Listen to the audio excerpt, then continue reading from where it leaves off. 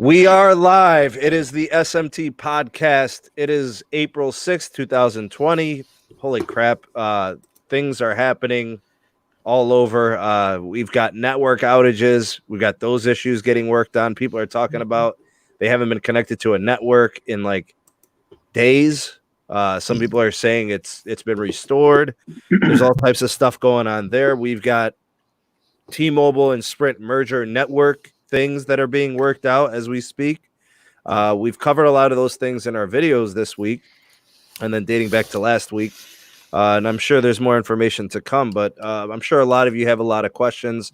There's already 34 people here in the live. It is good to have you all. Thanks for stopping by. It is 8:36 in the PM in the CLE. I don't know wherever you guys are, but it's dark over here. I'm at 6:30. I'm assuming Caleb's at 5:30 and Tim's in your boat. All right. Yeah, 8:36. 8:36, yeah. We got the usuals here. To my right, I have Tim, then Caleb, bottom right, and then Pete, the bearded dragon. He's in the bottom left. So we've got a good mix of personalities here. We have people that actually know it all, and then people like me who pretend to know it all. So it's a good mix. So let me jump in. This is a Q&A video largely and allows people to gripe about outages. One important answer to realize is we're not dealing with CDMA versus GSM. Sprint's been on, and T-Mobile have been on LTE for the better part of a decade. And they're nothing to do with CDMA and GSM. It's just a band requirement for the phone. So what's Pete? What Pete is referring to is some questions and some comments in today's video that he saw, and I occasionally see. And there's still some people, like when you talk about legacy devices and connecting to older phones on networks like Verizon, or in the case of like Sprint, right? You may still connect kind of sort of to CDMA.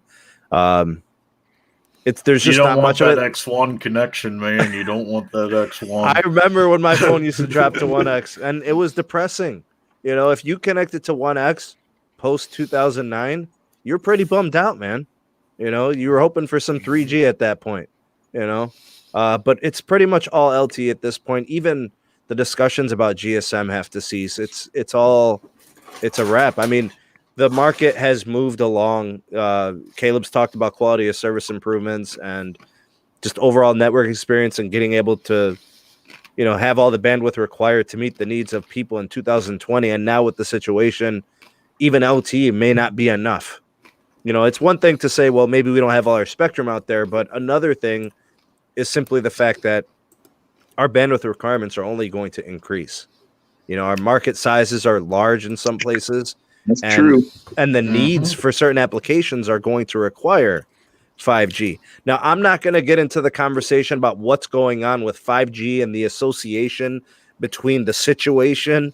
Okay, don't do that. You'll get demonetized. I don't want to get demonetized. All I could say is there are some people out there who need therapy, prayer, and they need to just sort through some personal problems. I don't know what's going on. People are burning towers. Nope. We just got demonetized. Thank you, Sneed. We didn't get demonetized, bro. No, they're doing it. For that? For saying that? Nah. Anyways. You've been warned. Yeah. Well, so here's the thing. I've been answering questions all day based on the two videos I did today because the situation was kind of fluid. I know more now today than I did last week, right? Caleb's been able to help us quite a bit with how engineers kind of approach solutions and things like that. The one thing that I understand fairly clear right now is that if customers are going to remain connected and not have serious connection issues, T-Mobile's going about it the right way. They're not going to jeopardize the connections of, tens of millions of people because they want to expedite the integration process and then do it in haste and then have larger issues. So basically what's happening, this is the understanding I have, is they're going to be moving Sprint customers over to the T-Mobile network eventually. And at that time, they will decommission and then move a lot of the Sprint gear over to T-Mobile sites so that way they can also, cover all of the bands that Sprint operates on. So it'll all work on the T-Mobile network. For now, it is still just the roaming agreement between T-Mobile and Sprint. So if you don't have a T-Mobile, if you're a T-Mobile customer and you're not connected to T-Mobile, nothing's around, it will move you to the Sprint side, but it's still technically that roaming protocol. So nothing has changed in that way. So you're going to go into Tim's store, you're going to go into somebody else's store, start talking about where's my Sprint access, cut it out. It's not happening yet. It's going to take some time, and there's a lot to sort through. If there's anything else you could add. I will say to that point, since we do have that roaming agreement in place between Sprint and T-Mobile, it's a one-way roaming agreement, meaning Sprint can roam onto T-Mobile when there's no Sprint service available. In that case, it is good to have a phone that is 600 megahertz compatible. If you have like an unlocked phone, that makes you what's the saying? Hip to the jive, better than hip to the times. Hip to the times,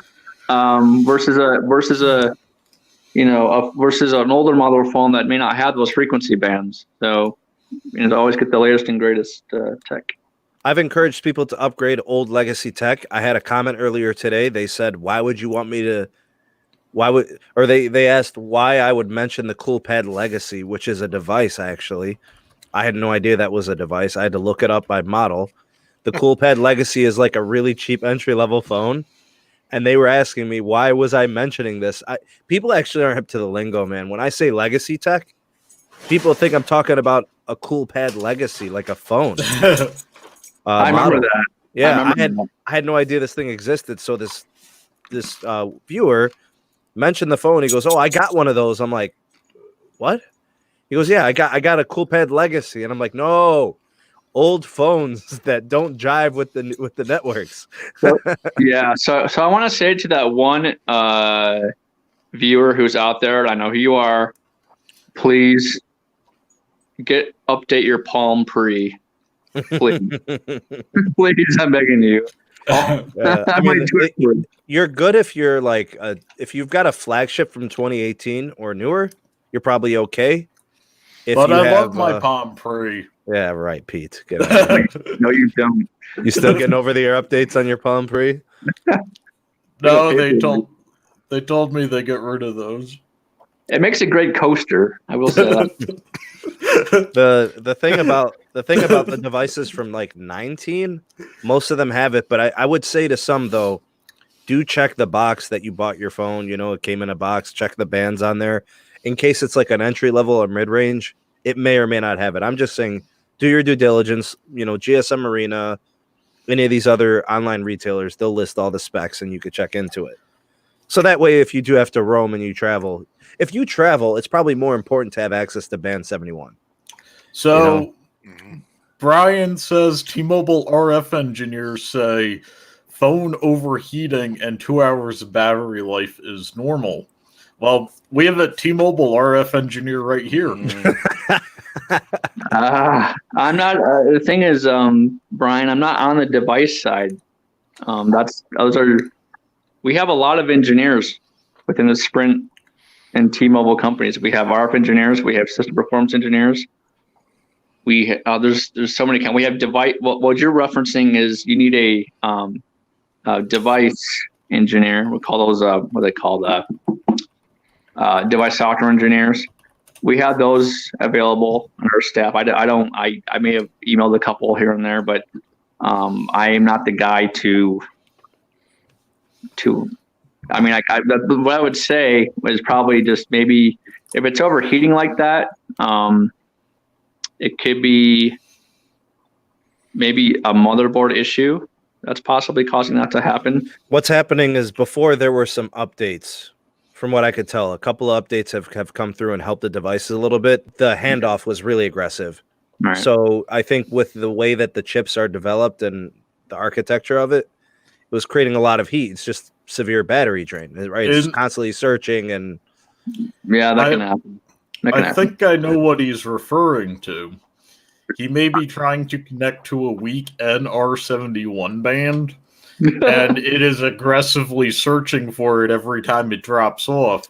That's what happened to me, Pete. Same thing. When I push and force band 71 access and it's minus 130 in terms of signal. What is it? DB it's called? Yep. Yeah, negative 130 dB. Yeah. My 4,400 milliamp hour battery got nothing, bro. It'll be dead in 5 hours. The best idea would be to disable NR71 if possible and check again every month or so. But what phone is he using? I mean, is he just using it wide open, or is he selecting certain bands? Or that's what I kind of want to know. Well, yeah. If you can control it, right, and you can turn off the 5G and disable the NR. Yeah, you can disable the NR. Yeah. The problem is like when you're coming and going, you're leaving your house, you want to like re-enable it, you know? And just gets annoying. There's actually an if this then that application script that will do that for you automatically based on geolocation. Man, I haven't seen you in a while, Mr. X. It's good to have you. Let's see who's here in the live chat. Hey, he's had some good Twitter replies to you too. Yeah, I saw that today. Thanks for reaching out and being a part of the community there. And he shared a lot of screenshots of what he was connecting to and stuff like that. That was pretty cool. Aiden says, my son is only 13. He said his iPhone 6S Plus, I'm guessing. 7S Plus. That is a model.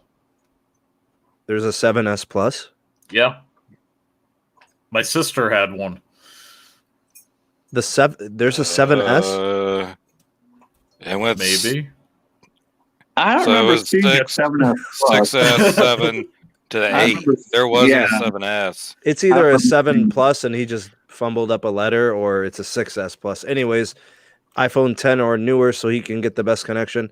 I would go newer. 10R, a 10R at least. Just go with an Android, man. Cross R, man. You're not winning. Yo, Caleb, you're not winning this one, bro. They need iMessage. They need Bubbles, bro. Okay, this SE2 is coming out in December. Get that for $450. You said December? How much 2.5 in New York? I don't know. I have to access. What was that page again, Caleb?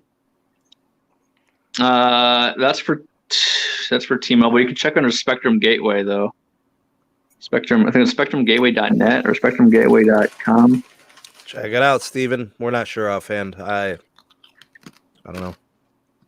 I know Sprint's really good in New York. I know it has tons of capacity. I could tell you that. I know they have at least 20. I know they have at least 20 megahertz for LTE and 60 for 5G. That's probably what it is, because that's what California is. Now, I can look it up if he wants to, but that's pretty much what it is. It's 20 for LTE. Now, it's 20 times 3, so it's 3x. They do have 5G there, right? Yeah, it's 3x carrier, so it's 60 megahertz of bandwidth for 5G. So that's his answer. Or What's more. Up, MC Junior, 1968. What is up? Thank you for the super chat. Appreciate the donation. No comment, no questions. All right, you made it easy on us. What's up, Levin? I'm not sure. Sorry. Got Mikey Tech talking a lot about the $15 Connect plan. All right, so here's the thing about the $15 Connect plan. It's a nice gesture. You get yourself a line, you get yourself 2 gigs of high-speed access, and you get yourself unlimited talk and text. It's a nice way to keep a line connected. It is not for somebody who needs unlimited data. It's not for somebody who needs much data. It's for somebody who just needs a connection. Because honestly, 2 gigs, I could crush that in a day on a light day. Half an hour. Right. I mean, you could do that with a couple of files. If I was to upload one YouTube video, I would be through probably about 30 to 40% of it. So, to give you a understanding of like, you just have to keep your, how you perceive the deal. It's not an unlimited data plan. Like everybody's like, oh, this is not a good plan. I don't think you understand who it was designed for. That's how you have to look at it. So I was talking with an employee who, before I started providing him with a cell phone, he was using Net 10 and Straight Talk. He was telling me that one of their plans, I think it was a $30 plan, gave you 2 gigs of LTE data, and after that, you basically get enough data to receive a phone call and send a text message due to voice over LTE. So you're looking at 65 kilobits, but they will hard lock you if you go to Google. So it is competitive with other budget prepaid options. I'm kind of bummed out that they just cut it off, though. That's a little frustrating. It would be nice to see at least like 2G speeds, so you could run GPS. You know what I'm saying? Like would 2G be would that be okay for GPS? Yeah, that's fine. Yeah, Google Maps would be fine. That's what I'm thinking is because it only sends vector data, and the phone does the processing. Right. I think that would be cool. I mean, who knows? Things could change. They may update it or readdress it at a later time if they see people really like it, but they want a little bit extra. It couldn't hurt to give them 2G access after the fact. So Nintendo 504 is wondering, will the 5G Sprint Hub work on T-Mobile? I don't know about the full band list on that hub. I know it's specifically designed for band 41 NR. So, I don't. Once they get 41, it could work. Yeah, it should. All Sprint devices, whether it's be phones or mobile data connections, will work on the new T-Mobile. Yeah. So it would have because it's not device specific. You see what I'm saying? It's what I mean by that. It's not. How do I want to say? It's just as long as you have a radio band that supports Sprint or T-Mobile, it's going to work. Those modems in those particular hubs are weird sometimes, like the processors and the modems. So I'm going to take a look. HTC made it. I mean, they've been doing mobile devices like smartphones for a while. So I'm kind of hoping that they used like an actual smartphone modem because of that reason. It's got an X50 modem. Oh, the hub does? Yeah, the hub has an X50 modem. It's an 855. So you're all he's set. good. He's good to go. He's good to go. I never used a hub before. I never used what he's talking about. But if he has an X50 modem, bro, he's good to go. Yeah. Alexis from Patreon has one, and looks like Nintendo 504 might have one, or is thinking about getting one. Yeah, they're good. Mm-hmm. I mean, it's relatively new. We got to keep in mind it came out June of last year. When did Sprint do their first 5G cities? Yeah, around June. Around June. Okay. Yeah, so it's not even that old of a device if you think about it. Hey, what's up, Cesar, with the super chat? Thanks, man. Appreciate you. You also missed a super chat from the Espinosas. Stay healthy. Hope you stay healthy too. Yasmin's in the house. You want to say hi to everybody? Hi. What's up, Yasmin? You can see who runs the show. We have a new host. Hi. It's Yasmin. Hello, Hey, Yasmin. Hi. It's where Sneed learns all his live streaming tricks from. Yasmin's got her own podcast too, right? On my iPad. Yasmin, why are you yelling? I did YouTube on my iPad yesterday. Yasmin, we've been talking about the yelling. Everybody can hear you everywhere. The world hears you. She does have her own podcast. We're on it. She talks about Frozen, bro. Olaf and all of them. Right? You talk about Olaf? Olaf and Elsa and No, Olaf only. Olaf only. He's the best. We know. Olaf for boss, let me tell you. All right, Yasmin. Okay, bye. Good night. Bye. Here's Daddy. We got I don't let her do $5. this. Thanks, Ismin. You're the We best. got $5 from Jason Lemford. This is for the little one. Yes, indeed, it is. Yes. All right, Ismin. Good night, Baba. Love you. So, will T-Mobile be? This is from Flyboy Rex. Thanks, Jason. Appreciate you, man. Thank you so much. Will we have Band 41 LTE for T-Mobile, or is it just going to be 5G? It's gonna be initially, once we get market per market, it's gonna be LTE, and then it's gonna be upgraded to 5G. After that, because we have to put the new radios on the towers and stuff. So initially, it'll be 4G, and then it'll be 5G after that.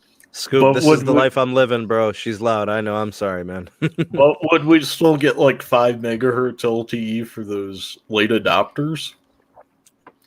You gotta focus on like the PCS for that stuff, right? And the AWS, keep them connected for LTE capacity, right? What is that, the Band 25? Yeah, right. Yeah, I mean, but eventually, it's once we get like a market done, it's eventually you're gonna have 20 megahertz. You'll have like depending on how we do it, you'll have at least 20 megahertz to start off with on PCS, and then AWS at least 15 to 30. So it just takes time. Is there a question from TJJR? He said no reply, so I'm guessing he's bummed out that his question didn't get answered. Let me try and track that one down. Yeah, thanks, Pete. I don't want him getting his panties all in a bunch. We did get a super chat from Cesar Barajas. Cesar Barajas with the super chat. Thank you. A 5G iPhone, I'm guessing the fall launch, whatever it is, you're going to probably see a couple of variants. I think Verizon's going to have a millimeter wave one. I think T-Mobile's going to have a sub 6 gigahertz one. Maybe it's low band. I don't know. Hopefully it's low and mid. I mean, come on, man. It's coming out in the fall, Yeah, it So, will be. Yeah, so let's hope for that. And then for AT&T, I'm guessing at least low, but maybe mid also, because at that point we got to be thinking DSS is there. We've got to start thinking about band 2 and band 5 and band 466. This stuff has to eventually at some point start transitioning to some DSS so we can get 5G access, right? And I want to say they're probably going to match what Verizon's doing on the iPhone. So you think even millimeter wave for AT&T? Yes. Sheesh. I want to, if TJ Jr. is still around, what is a Magic Box 2? A Magic Box 2? Wondering if it will be discontinued. Oh, the Magic Box was the signal magnifier. It's a signal booster. It's a repeater that basically repeats your most strongest signal coming up from the nearest neighboring tower. I used to have one. We're not discontinuing those. They'll still be around. They'll be able. I'm not. There hasn't been much discussion related to those from a T-Mobile side, but if I hear anything, I'll let you know. But for now, we're not continuing them. We're hoping to not really need much of those anymore. That was always I looked at it as a Sprint Band-Aid for when they didn't have the density of sites. If you're 3 miles from a site that has band 25 and band 41, that's not helping you if you're 3 miles away. So with T-Mobile and Sprint together, that's hopefully a thing of the past. Exactly. I was just about to say that. I read your mind, bro. You know how it is. It's done 86. Thank you for the super chat. Looks forward to the streams every week. Appreciate the kind words. Thank you so much. Did T-Mobile lease extra band 66 from somewhere? I don't think so. I think all of it's theirs. I was saying that I think there's something that they could do with Dish in terms of a lease agreement. Like they have band 66. I know is it AWS 4? Yep. It's a unique block that I think Verizon's having trouble deploying. Took them a couple of weeks, but I hear now in some markets they have it. So we'll see. I don't know. I wish I wish everybody knew more about Dish. We actually know very little about anything they're doing. I mean, all we know is a June-ish, month for Dish to operate. I don't know. Gabriel, thank you for the super chat. You do the same. Take care of yourself. Stay healthy. Stay safe, and avoid everything that is terrible and what's going on here. Mikey Tech Review, thank you. No raviolis tonight. Strictly filet. No raviolis. I have raviolis in my fridge. So we're caught up on the super chats. Tom asked a question regarding Mobi TV and T-Vision. He's saying, will Mobi TV and T-Vision offer service nationwide for people that have the 4G LTE modems? Or is it going to be strictly with their 5G service? My guess is still going to be on 4G LTE. Because all your current connections that you have now are not going away.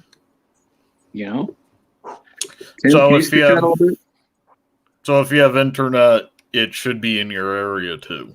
Yeah, exactly. Yeah. When will we start seeing anything in Ohio and Dayton, Ohio, and Akron, Ohio? What do you mean by see anything? What are you looking for? I'm just curious. I mean, in terms of like network upgrades, I don't know.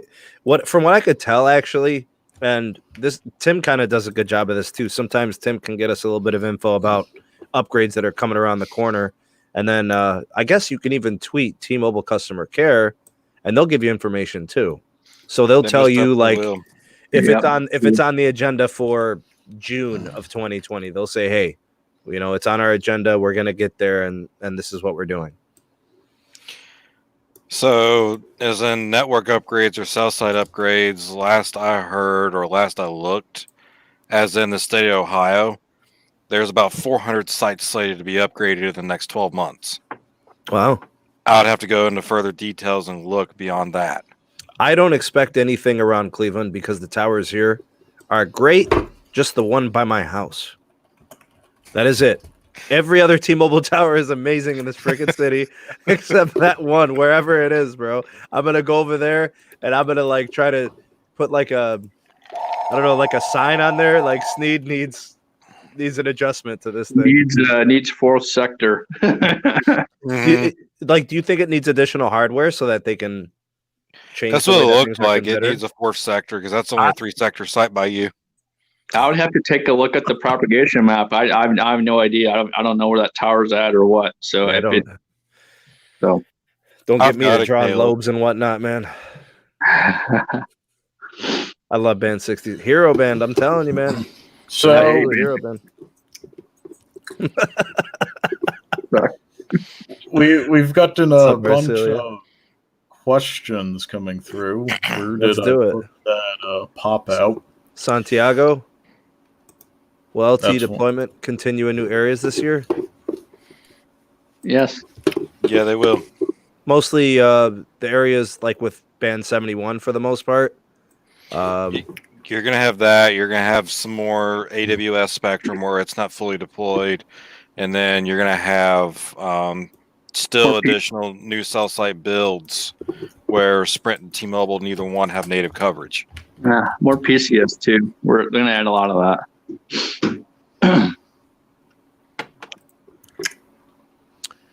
Lee County Scratcher with the super chat. I have no need for 5GE. LTE are good. 150 to 250 download. Look, man.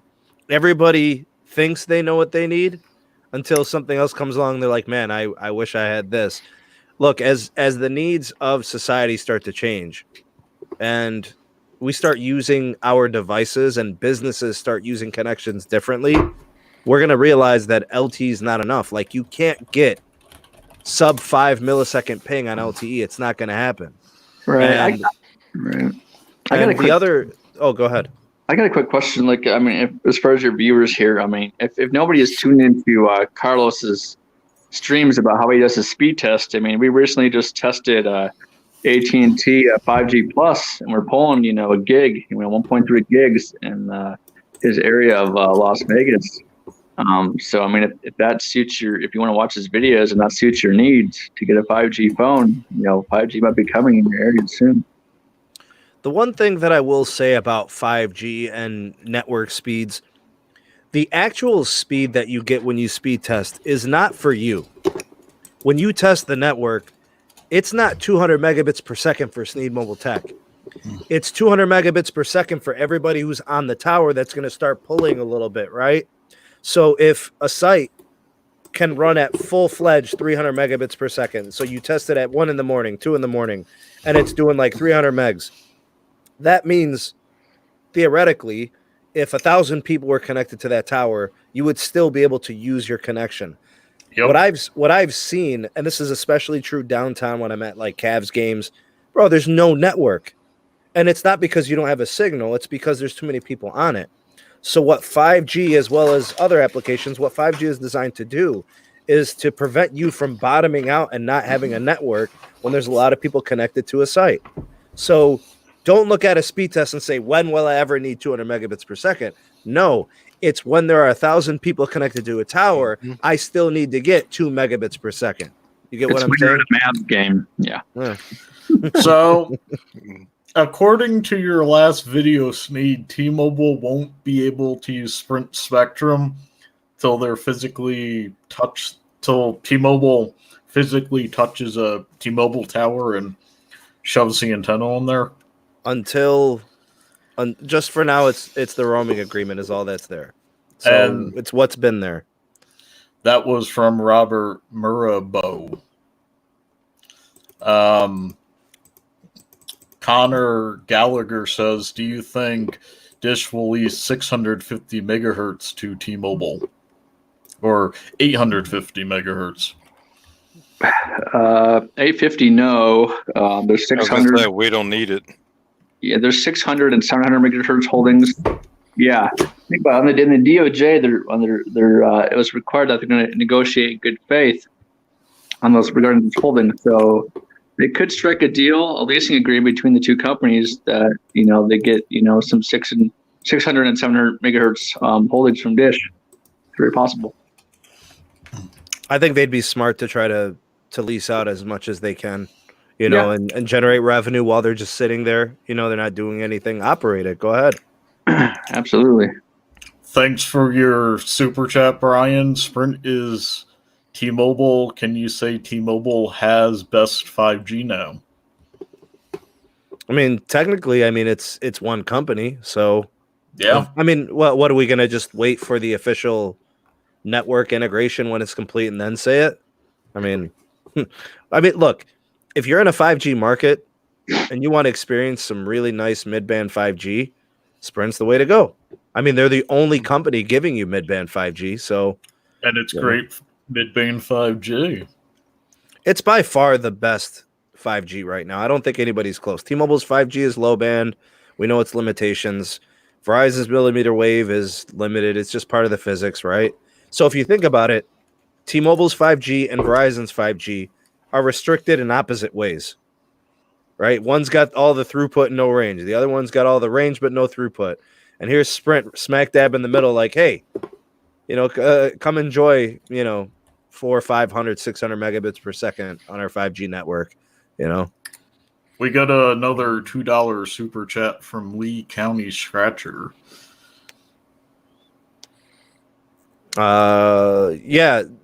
So, like I was saying before, Lee County Scratcher, it's like I said, it's not really about you having 150 to 250 megabits per second. It's about you always having usable speeds regardless of how many people are on the site. So, best way I know how to put it is think of right now with LTE. Most people at most, and I mean the very most, have 60 megahertz of spectrum your device can connect to on LTE. 60 is amazing, bro. And that's typically you're pushing 4 or 5 carrier ag to get there. So take that and drop another 150 megahertz of spectrum saturation on top. That's what 5G is going to bring. Tim, that's why everybody looks at the theoretical connection of midband and they're like, well, wait a minute. If midband is running 60 megahertz right now and getting 4, 5, 600 megs. Why shouldn't we expect a gig speed? Exactly. Think of it giving you not just speeds, but way more space to share with everybody else on that one tower. More capacity, yeah. I'm looking forward to the time where Pete is at the Knicks game connected to mid-band 5G and enjoying his connection watching Netflix instead of watching the Knicks. Yep. Yeah. But I know, Sneed, you and I were talking about it earlier. When this is done, there's going to be many markets that have 220 to 250 megabits of, megahertz of spectrum allocation. Man, the That's network's a going to be red night and rose. day. Jamil, thank you for the super chat. Appreciate you. So let's try and bust out some of the backlog. DJ Gaiden Tech says, what would T-Mobile do for capacity once Band 41 is all 5G? Like some markets barely have any Band 25, like only 5 megahertz. Okay, Band 2, Band 66, Band 4, and Band 25. Well, it would all be band 2, and like I said, band 2 for band 25. You're eventually going to be seeing a huge 20 by 20, which is a huge improvement over what you did have.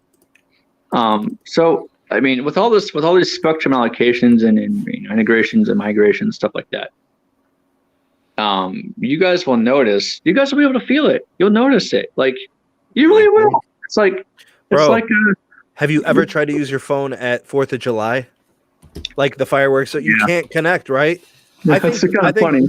I think those days will be a thing of the past once you start getting high concentrations of mid-band and then millimeter wave applications too, when people are in urban areas and things of that nature. Yeah, absolutely. Especially in big cities. So T-Mobile, they won the 47 gigahertz spectrum auction, right? We all know that. That's they won freaking high frequency, man. Wow. Oh yeah. They were 100 megahertz bandwidth channels. So if you throw that on top of your mid-band in urban areas or big cities like the CLE or Detroit or Los Angeles or New York, that's going to be great. You'll be going to have past 1 gigabyte speeds on that, so it'll be good. So we got a super chat from Robert Murabo. Robert says, Caleb, any time frame on when they will start updating T-Mobile towers with Sprint Spectrum in Miami, Florida? Thanks for answering my questions, by the way. Love this channel, man. Appreciate that. I don't have a specific time frame. I don't cover, as well as I don't cover the Miami, Florida market. I cover the California area, but it will be coming soon. We just, we're working hard to bring it as fast as we can. It does take time. It does, we're doing it on a market by market basis. It takes a while. But no time frame yet. Let me tell Robert this. I've been getting a lot of screenshots from people in the Florida area, all over Florida, West Palm Beach, Miami, Central Florida, Orlando. People are showing me screenshots of them connecting to Sprint's 5G unofficially. So they're charting it. What is that app called, bro? Cell Mapper? Yep. So they're mapping 5G access. So that means that Sprint's got stuff on. So, Caleb's got to give you the technical answer, but the truth of the matter is that stuff is getting turned on all over the nation. There's just no official announcements because they're powering things on, they're testing, they're collecting data, they're transmitting signal. Mm-hmm. We did a lot of that during the Super Bowl. So, like I said, it's just if you see it on your phone. I mean, the kind of rule of thumb is, if you see it on your phone, that means it's going to come soon. I mean, it's not going to disappear in your way. It's like you walk into a. I'm trying to think of a good analogy, but I can't. I don't know. It's like picture if you go into a store, right, and you see something on sale. There's a good chance it's going to be maybe on sale like another store too. So it's coming. You just got to be patient and it'll get there. Yeah, I like the fact that we're seeing more and more 5G, and I think people are starting to understand it more, and companies are starting to deploy it in larger areas. Like First, we saw it in cities. Now we're seeing it in counties, like in the case of AT&T, right? And T-Mobile's doing it in large extended regions. I think that's important because now people are like, wait, maybe this does impact my experience on wireless networks. So now they kind of care. Yeah, absolutely. Been seeing a lot of questions about when Boost is going to be able to start using the new T-Mobile network. The answer to that question is immediately. June 1st. It'll be All as soon as Dish takes over, you'll have immediate access. I'll knock that off my list. Mr. X is wondering, Caleb, since the S20 Ultra from Sprint got NR71 enabled with the April update, when should we expect Sprint 5G phones to connect to T-Mobile's 5G network? Is this when the integration starts? Like I said, it's going to be a market by market. Just keep your phone updated, and if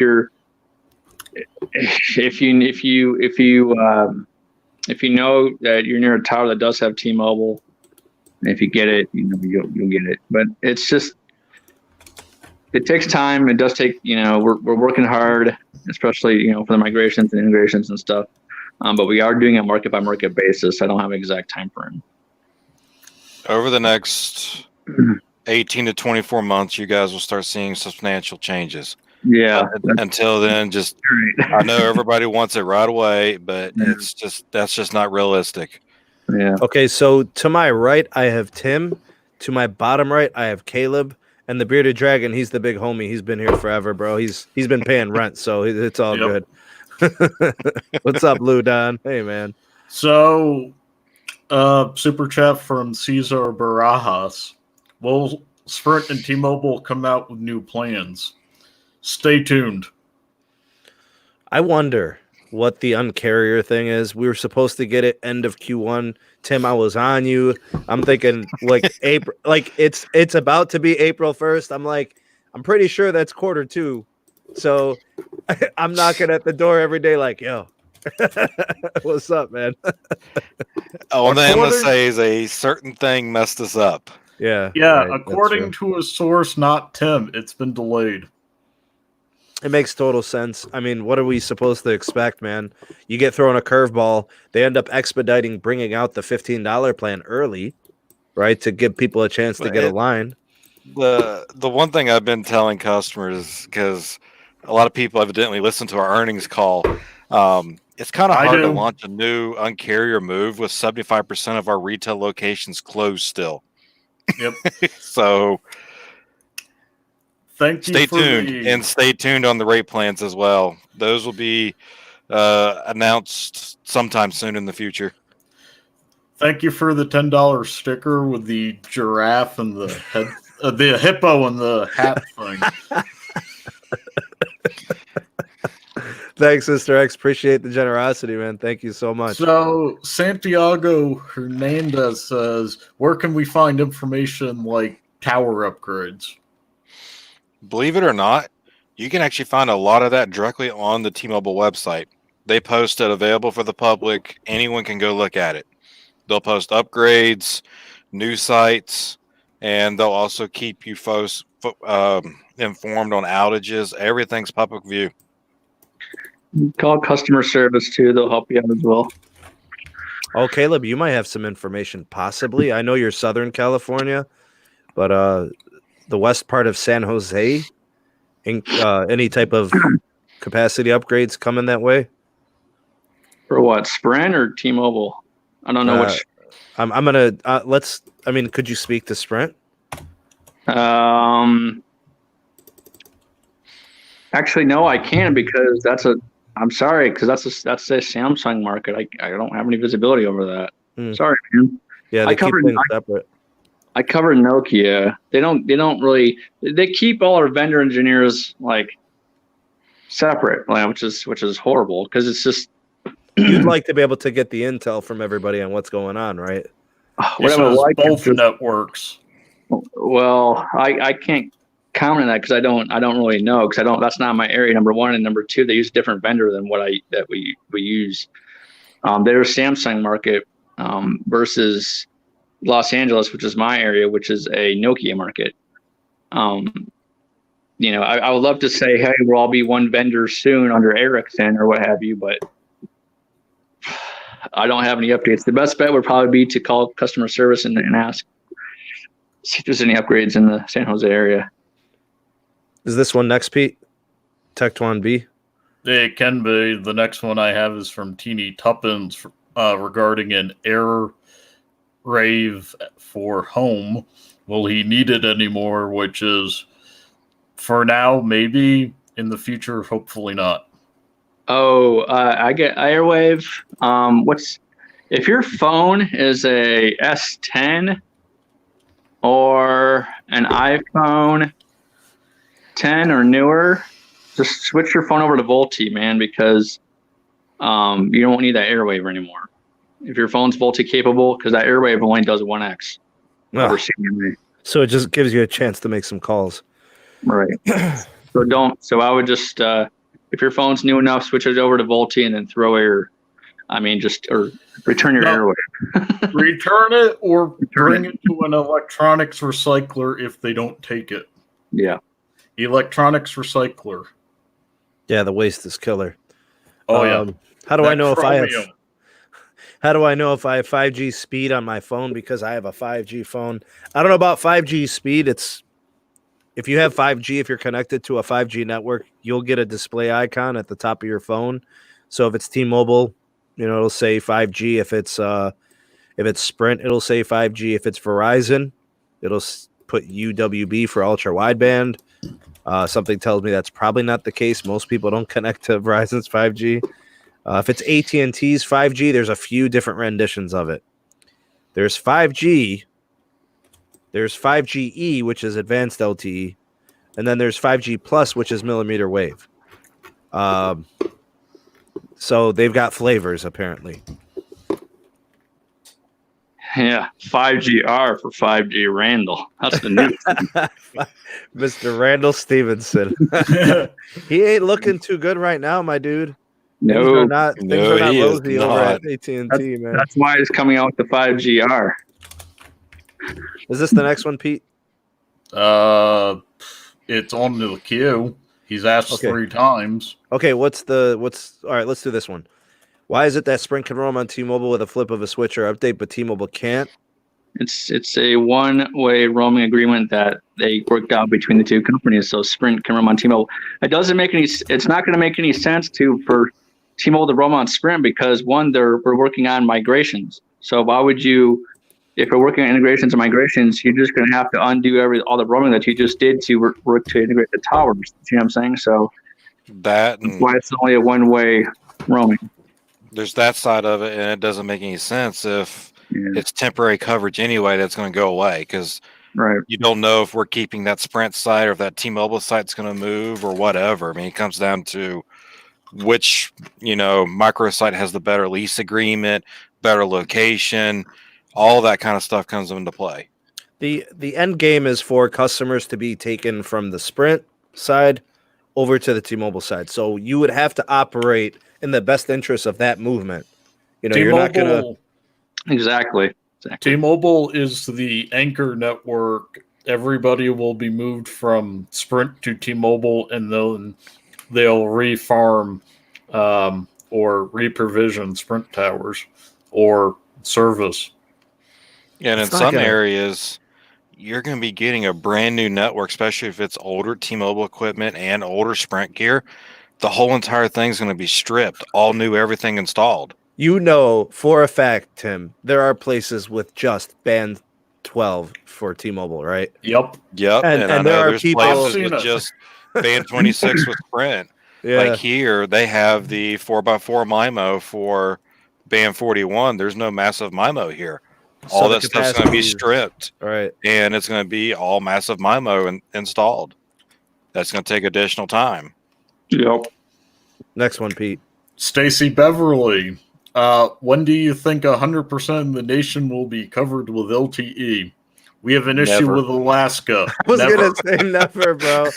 I mean, look, how much of Montana's got LTE? 60% or so. You think that much? Are we including the federal land and the Indian reservations? You think they have LTE? No, they don't. But if we don't include them at 60%. Yeah, I mean, I think about Wyoming, Montana, the Dakotas. I mean, Wyoming's doing pretty well with 71, let me tell you. yeah, they did get a lot of of it has Verizon to begin with. That's true. That's true.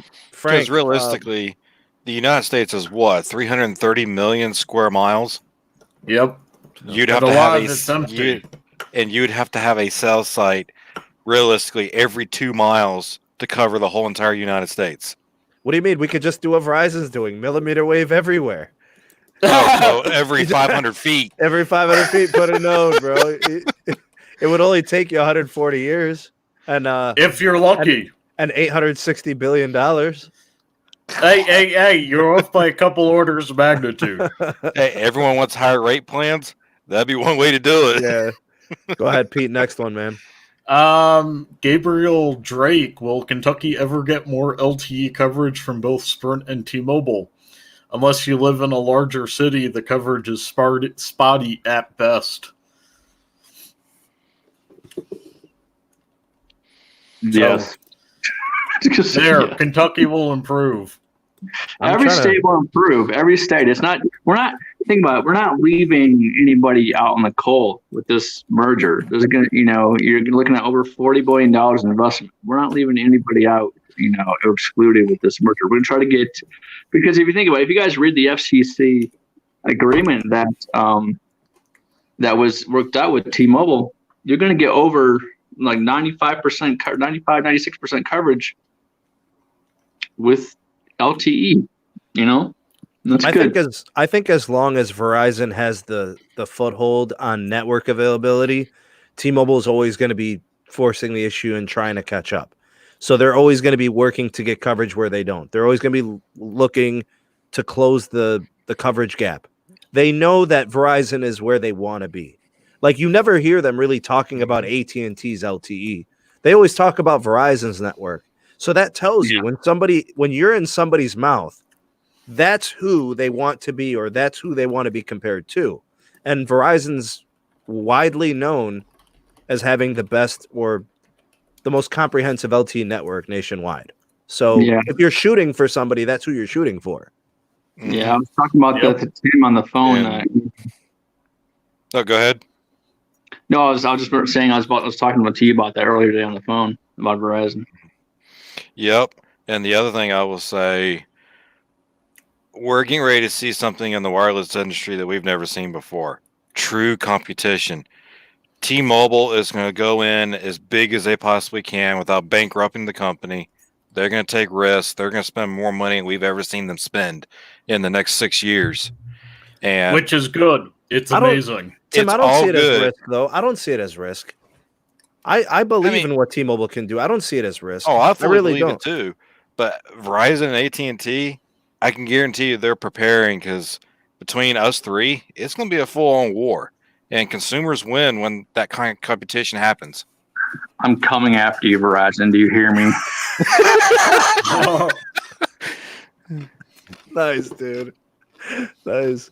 I just, I've always looked at Verizon. I mean, they've always known it. You can go wherever you want. We don't care. We got the best LTE network. We got the best network. We got coverage everywhere. The truckers want us. You know what I'm saying? Like, it's every, and I say it on my channel all the time because it's true, because people forget to realize that we root for a T-Mobile. We root for the smaller carrier to force the issue. Hey, when AT&T becomes number 3, we're going to be rooting for AT&T. I don't think so. I think we have to draw the line somewhere, bro. let's not get out of hand here, bro. Okay, I'll tell you what. If they got a new CEO, if they became more consumer friendly, then maybe we'd have a conversation. I'll tell you what, bro. You know what they could have did? They could have hired a female CEO. Then we'd be rooting for them. That would have been pretty sweet, because you could have changed the image of the company. Yep. I hope after Mike Sievert we get a woman in charge of T-Mobile. Mike's just getting started, bro. What are you getting out of hand over here talking about who's going to replace Mike? Hey, Come on, we man. need more women in power. Sure. He Yeah, like absolutely. if it's the right hand, like how John had Mike, sure. Yep, I want Mike want to do it, bro. female engineers. I do too. So That's we very got- selfish reasons, Caleb. Very selfish reasons. Look We- at him licking his lips. This is disrespectful, bro. We got Rashad wondering where can he find some trusted information on potential health risks for 5G. The Department of Commerce has a lot of publicly available information, as well as the FCC. These are government agencies. They have peer-reviewed studies. Anecdotally, I've been working in a 5G lab for a year and a half on millimeter wave. I'm only having positive health effects, and I think that's due to added activity. I will say this. It's very simple. The frequency and the spectrum that are going to be used in 5G are the same frequencies and spectrum that were used for LTE, 3G, television, satellite operations. None of that is changing. It's the same stuff. It's being repurposed for 5G. So slow your roll. Think about where the stuff is coming from and how it's being used. That's all I'm going to say. If you want to Google, if you Google FCC EME standards, which is your FCC emission standards, which we have to file and report and do EME studies on every time we design and put up a cell tower. They're within FCC guidelines, and these are regulated. This isn't, we're not trying to cause, Chernobyl or anything, but like they're within guidelines, so that's it's you're not going to have adverse health effects from a tower. Yeah, it's not going to happen. And honestly, I don't even know, which I strongly do not advise this, but the only way a cell site can hurt you is if you climbed a 160-foot monopole and stuck your face directly on the antenna. Then it And might. even then, maybe. You would get a RF. You get RF. It's called RF burn. So don't do that. Yeah, don't do that, but that's the only way. Your DNA might be compromised topically, It may cure a certain something, but other than that, don't do it. Yeah, something. So Illuminati Mafia. Would a 1+7 Pro 5G from Pete, where are we in the live chat? What time in terms of the statements? What time are we in? I'm gonna start copying the timestamps. This is a while back, and I'm sorry for missing everyone. Oh, okay. I'm grabbing All right, go ahead. everyone as we can. Go ahead. Would the 1+7 Pro 5G from Sprint be unlocked to use the low band 5G on T-Mobile? Yes, it will. Sub 6 gigahertz. You're good. Got a super chat. Cool. Bobby Dean. I've been contemplating a jump to Verizon from T-Mo. Should I stay now with the new T-Mobile with better 5G and coverage instead? Look, I've been telling people in the comment sections, don't go anywhere unless you hate what you have. Never make a move in haste of what things might be. Always go with what you know. So if your carrier that you currently have is good and you enjoy it and you're good with the pricing, you stick with it. Don't watch my videos and start making moves. Watch my videos and be informed. You get what I'm saying? Mm-hmm. So Sneed said Jamaal this. just Sneed told me to do demonetized it. us. Bro, I remember I had a kid one time tell me, he goes, hey, how do you get big muscles? How am I I'm like, eat a lot of chicken. Dude goes home, tells his mom to make him like 20 pounds of chicken.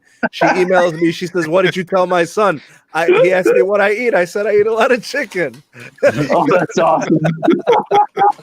Oh my gosh. It's good. That's good. Right there. Go ahead, Pete. Jamaal just demonetized us. No. So don't pull up his super chat for $2. All right, but thank you for the super chat, Jamil. Yeah. Love you long time, bro. Jihad Hasba. Where's Jihad? Where is it at? He lives in California. How soon will the two networks be integrated? ASAP. We're working on it. I'm doing the best job I can. So it's I can tell you that California is ahead of other markets. So That's good. That part is true. Mm-hmm. I can say this because it is public.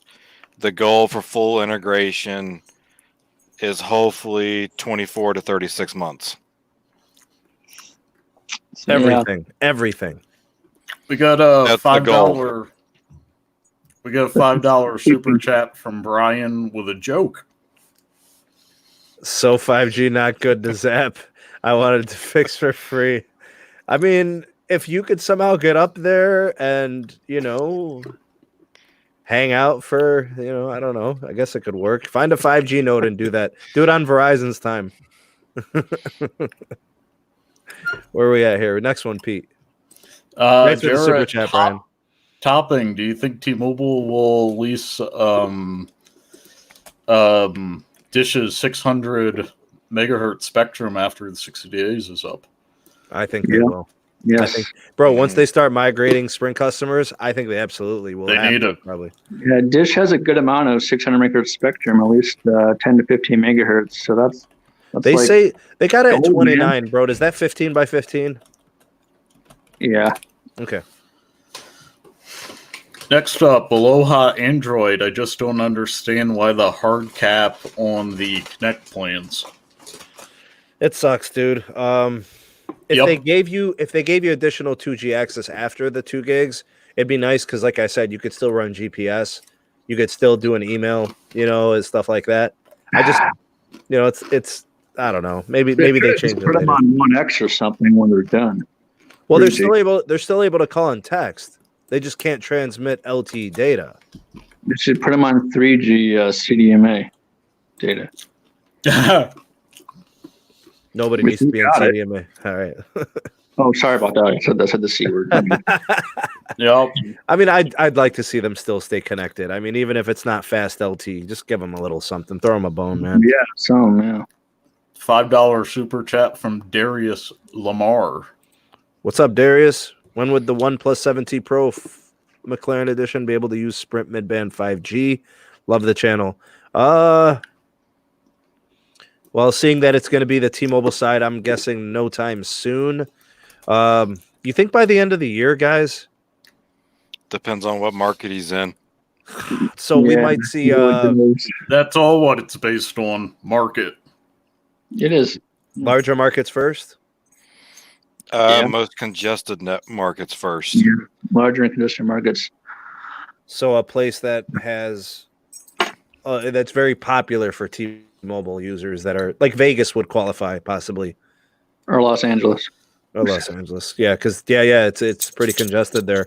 My my brother-in-law was picking me up from LAX, and like 5 p.m.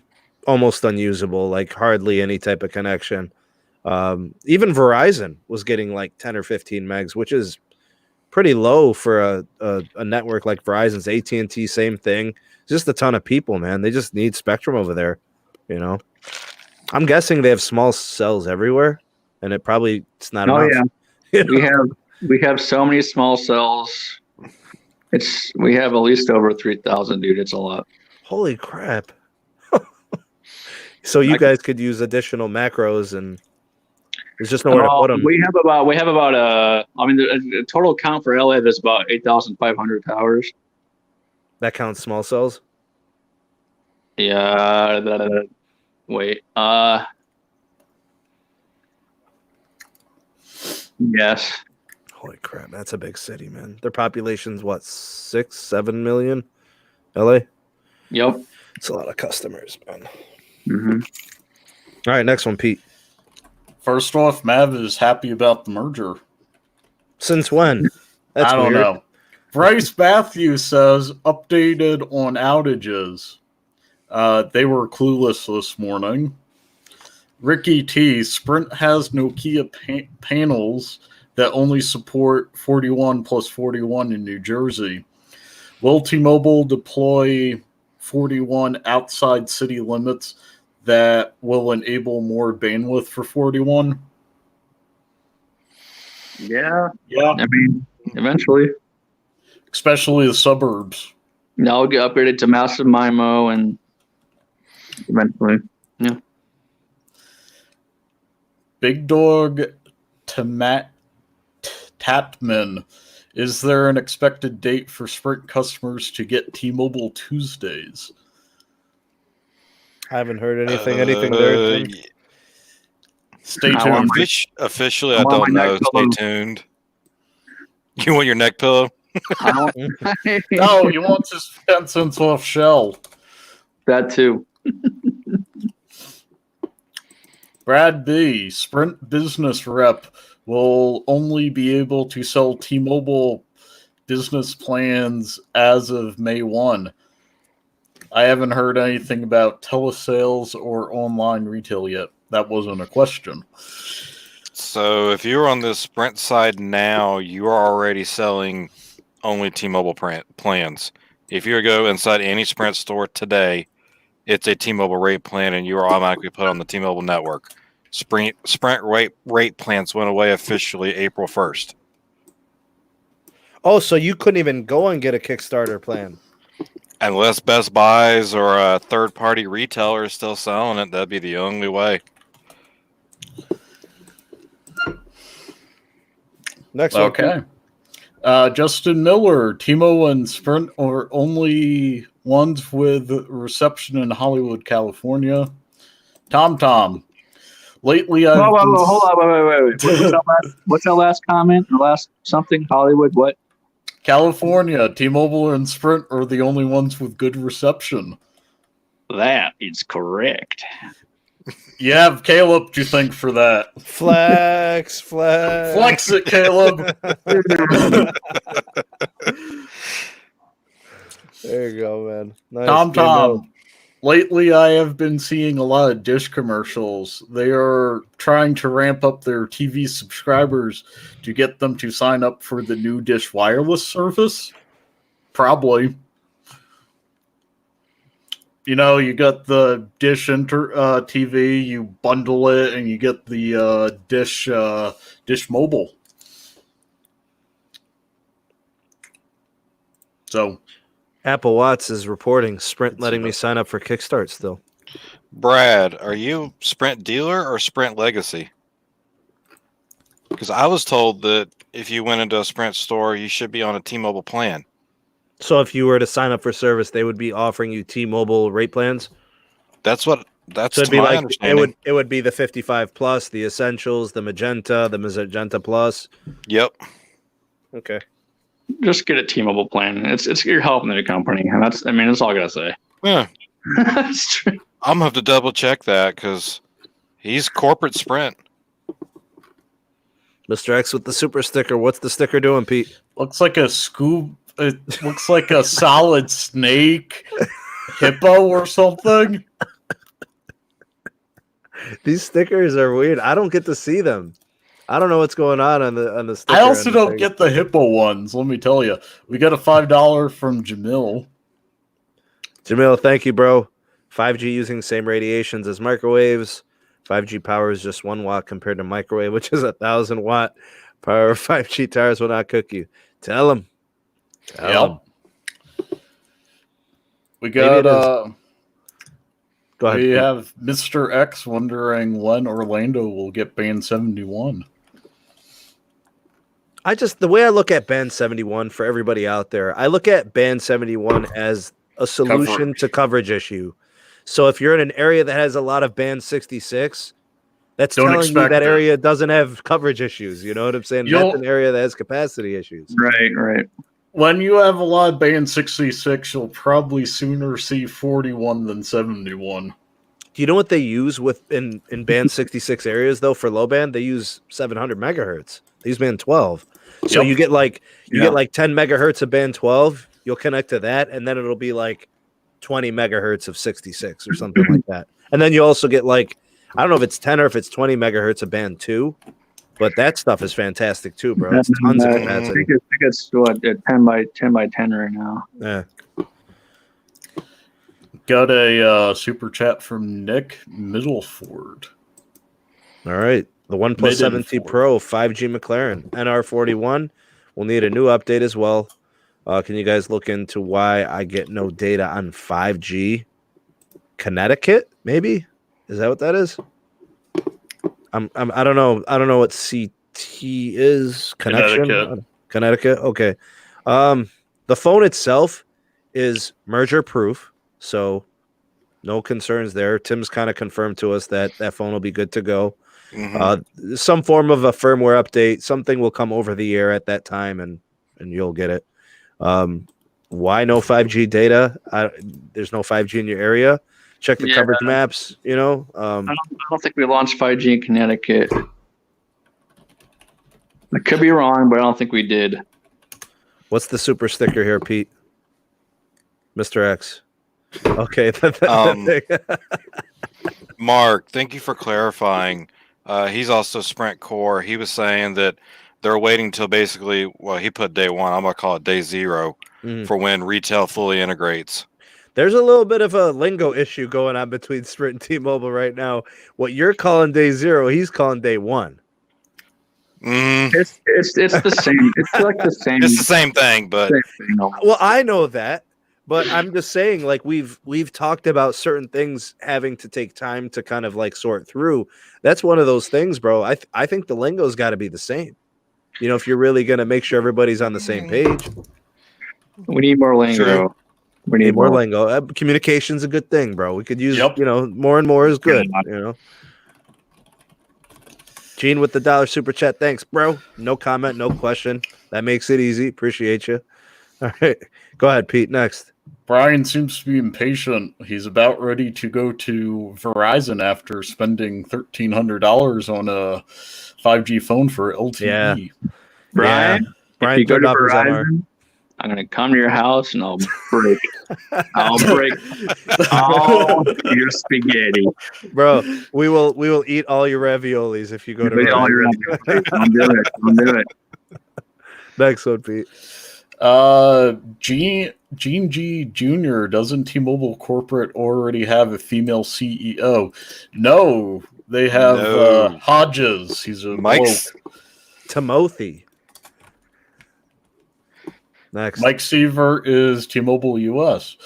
Obed Del Vau are T-Mobile stores staying the same after Sprint ones shut down.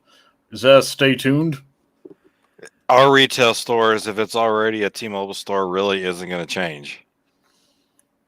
And to answer the second part to the question, you cannot force a Sprint iPhone XS Max to connect to T-Mobile. It would only be if it was roaming. I got a quick question about the T-Mobile stores for you, Tim.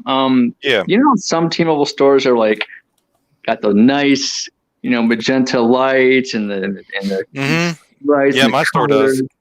Yeah, man. So he put in for that. He put that in to HR.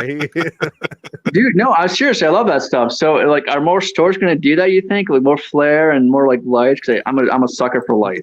They're all supposed to be generally the same. Now, if it's a dealer store versus a corporate store, it's going to be a little bit different, but generally it should be about the same. It just, especially now, because most of them are getting remodeled. Computers are getting ripped out. Everything's going tablet based. Awesome. And to answer the questions about RCS, it is on the OEM to provide RCS. If you're on a Google phone, you already have it. You know whose fault this is? That's Google's fault. Yep. You know, if they wanted to force the issue, they would tell manufacturers, hey, you want to use the Google Play Store? Activate RCS or no access to Google Play.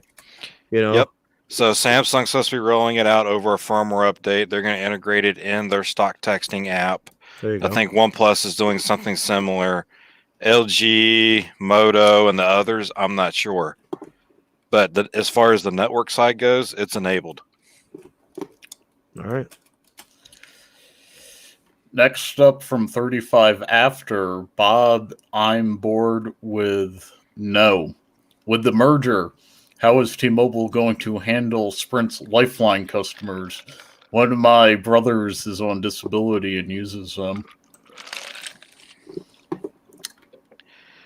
I don't know.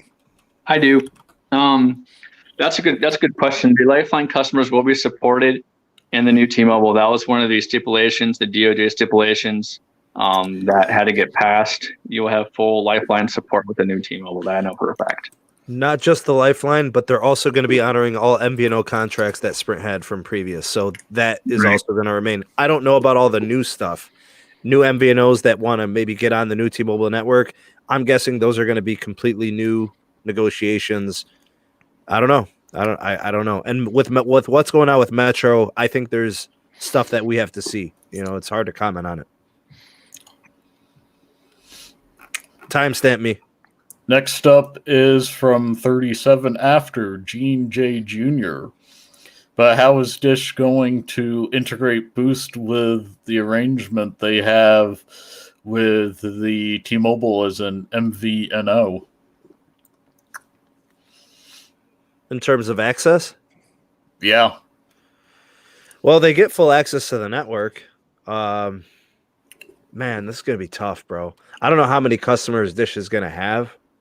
If it's just going to be like the 8 or so million, that's not going to be too tough on the network. But if they were to run postpaid at full throttle, the T-Mobile network's going to have to get some boost pretty quick, right? Yep.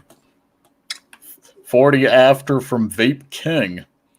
I left Sprint 10 years ago after 10 years for Mint, which uses T-Mobile network.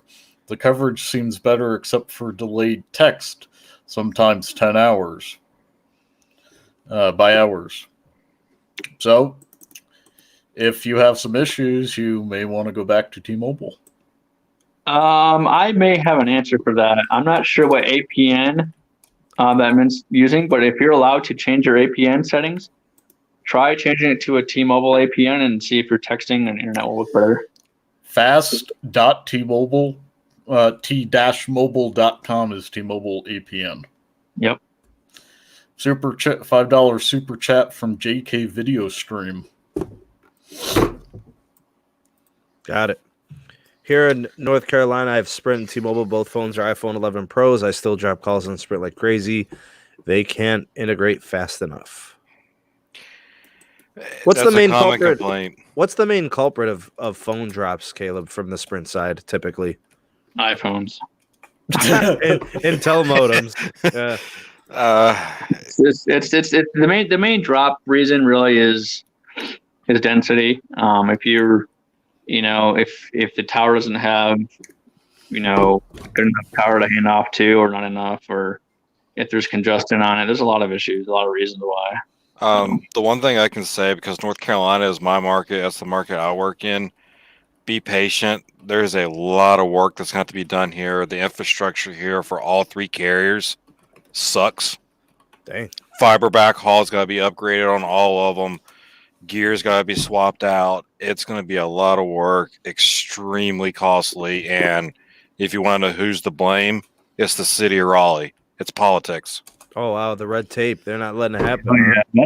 That's a lot of it. Like city council members, I mean, take a look what happened in, with the CPUC in California. Politics does have a lot of play, not just, in California and in North Carolina, but in other states too, to where tower upgrades don't go always as planned. That's part of the reason why the Band 71 rollout in North Carolina has been so slow, and it's only select areas that have gotten it. The areas that have been willing to adopt it quickly. Well, that's what the FCC's been doing, Pete. Remember last year, Pete, when they were talking about expediting the review process? Give us an answer, yes. Give us an answer, yes or no. We need it within 30 days. Right. You either do or you don't, and then we got to move on. You know what I'm saying? I get it. Yeah. Next, Pete. Let's see.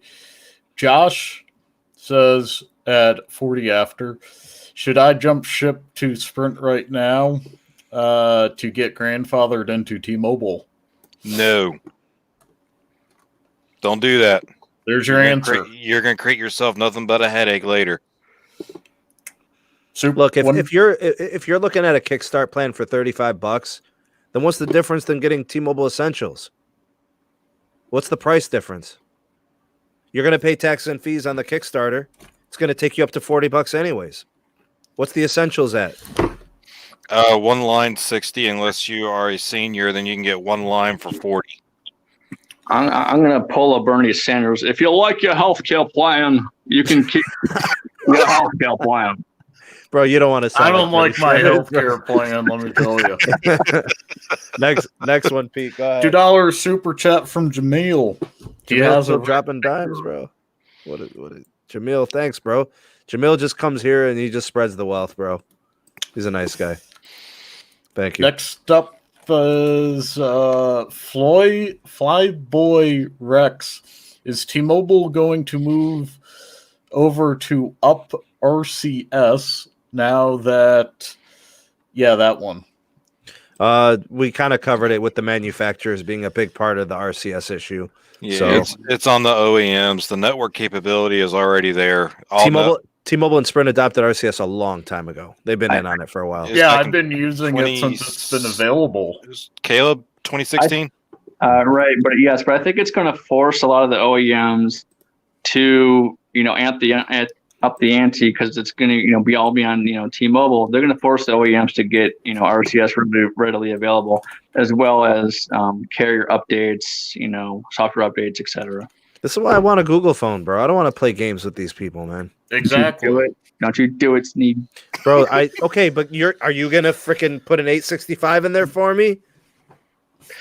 All right, I'll get a OnePlus, bro. Fine, or a Moto Edge. There you go, man. You don't want no Chinese phone. The OnePlus is nice, bro. Chill out. Next one, Pete. Brian Up That Grove. When will T-Mobile take over the Sprint towers in Nebraska? Nebraska. That would be. There. That's gonna be a while. The only way to find that out would be to reach out to a local RF in that market. Stay tuned. Don't hold your breath. Next one, Pete. We got a $5 super chat from Cesar Barajas. Cesar Barajas with the $5 super chat. How to find out which band I'm connected to. What is the best band on Sprint Network? Okay, I'm going to give you my opinion. Please say this is on an Android phone, not an iPhone. Yeah, because that makes things a whole lot easier. All right, you can choose any app on the Play Store and probably figure out what you're connected to. So, like, to give you an example, what do I got here? Let me see what I'm connected to. I would use Signal Check Lite or Signal Check Pro. That one's good. Let's see here. You could use Network Cell Info Lite, Network Cell Info, Cell Mapper. This is one I personally use. Signal Check Pro, right? Yep. No, that shows what your CAGR aggregating with, shows your signal strength, neighboring cells, everything. With Apple, write your senator for rate to repair and openness in iOS. Yes. Hey, if you guys could do me a huge favor, X out of the live chat and just hit that thumbs up button for me, please. If you find my videos informative, if you appreciate what we're doing with the community, that would be amazing. Also, turn your attention to the description box. The SMT Patreon page link is there. The second channel link, Sneed Mobile Tech live streams, is there. We also have the Twitter handle at SneedTech and Megadon.net. Never need another social media platform ever again. The social media platform of the future. No algorithms, no ads, no tracking. Megadon.net. Go, Pete. Maverick from 48 After. What's the update on new T-Mobile for previous Sprint and T-Mobile access to anything, network perks, etc.? What's new since last time? Stay tuned. Yeah, I can't say that there's much new. Now we just have a better idea of what type of patience we need to exercise, I think. Mm-hmm. This has been a question going on. What will become of Sprint's? Will Sprint stores become T-Mobile stores? I think that's a stay tuned too. So I can answer definitely part will. of that. So if it is a Sprint legacy store, it will become a T-Mobile store. Now, if it's one of those locations where you have a T-Mobile and a Sprint right on top of one another or in the same shopping center, they're going to pick the one that has the best real estate, and they'll close one of them, and those employees will be relocated. They will not lose their jobs. Dealers, They'll either work at that tuned. new store or maybe another store. Yep. Well, close enough. Okay, that's cool. But if it's a deal location, stay tuned. I don't know. Ronald with a $5 super chat. What's up, Big Ron? Ron, a I friend didn't of the call him show. Roland. That's good. You're getting better, bro. I remember somebody used to call the Madbird Thermabird. I remember that. Oh yeah, I remember that. Thermabird. Will T-Mobile start deploying upgrading 2.5 gigahertz sites in New York City in the next 1 to 3 months? So we were talking about how the first markets were the markets with congestion issues. They would be the first ones getting those upgrades. So does New York City qualify? Yeah. I was going to New say, I think it's going to be in the top 50 cities. Yeah. It does. New York definitely qualifies because you got so many people there. That's the most, in my opinion, the most congested markets are in our New York and our LA and Dallas. Sure. Dallas is pretty bad for network. Well, I mean, congestion standpoint, yeah. Wow. It's nice being in the CLE, bro. No issues here. It's nice my being house. in Longmont. Just my house. That's it. It's congested at my house. Go ahead, Pete. Ronald said the head of T-Mobile customer service is a woman. Yep. Yep, that is true. Dude. Yeah, it's true. I have 40 met her. She is mad cool. 49 after Daily Side. My Daily Side. Hey, new Patreon member. Yeah, go ahead. Yep. So if I called Sprint, will they say Sprint or T-Mobile? Sprint. Until something changes, stay tuned. Yeah. They'll probably Until- say right now. Until retail is merged as one company, everyone stays the same.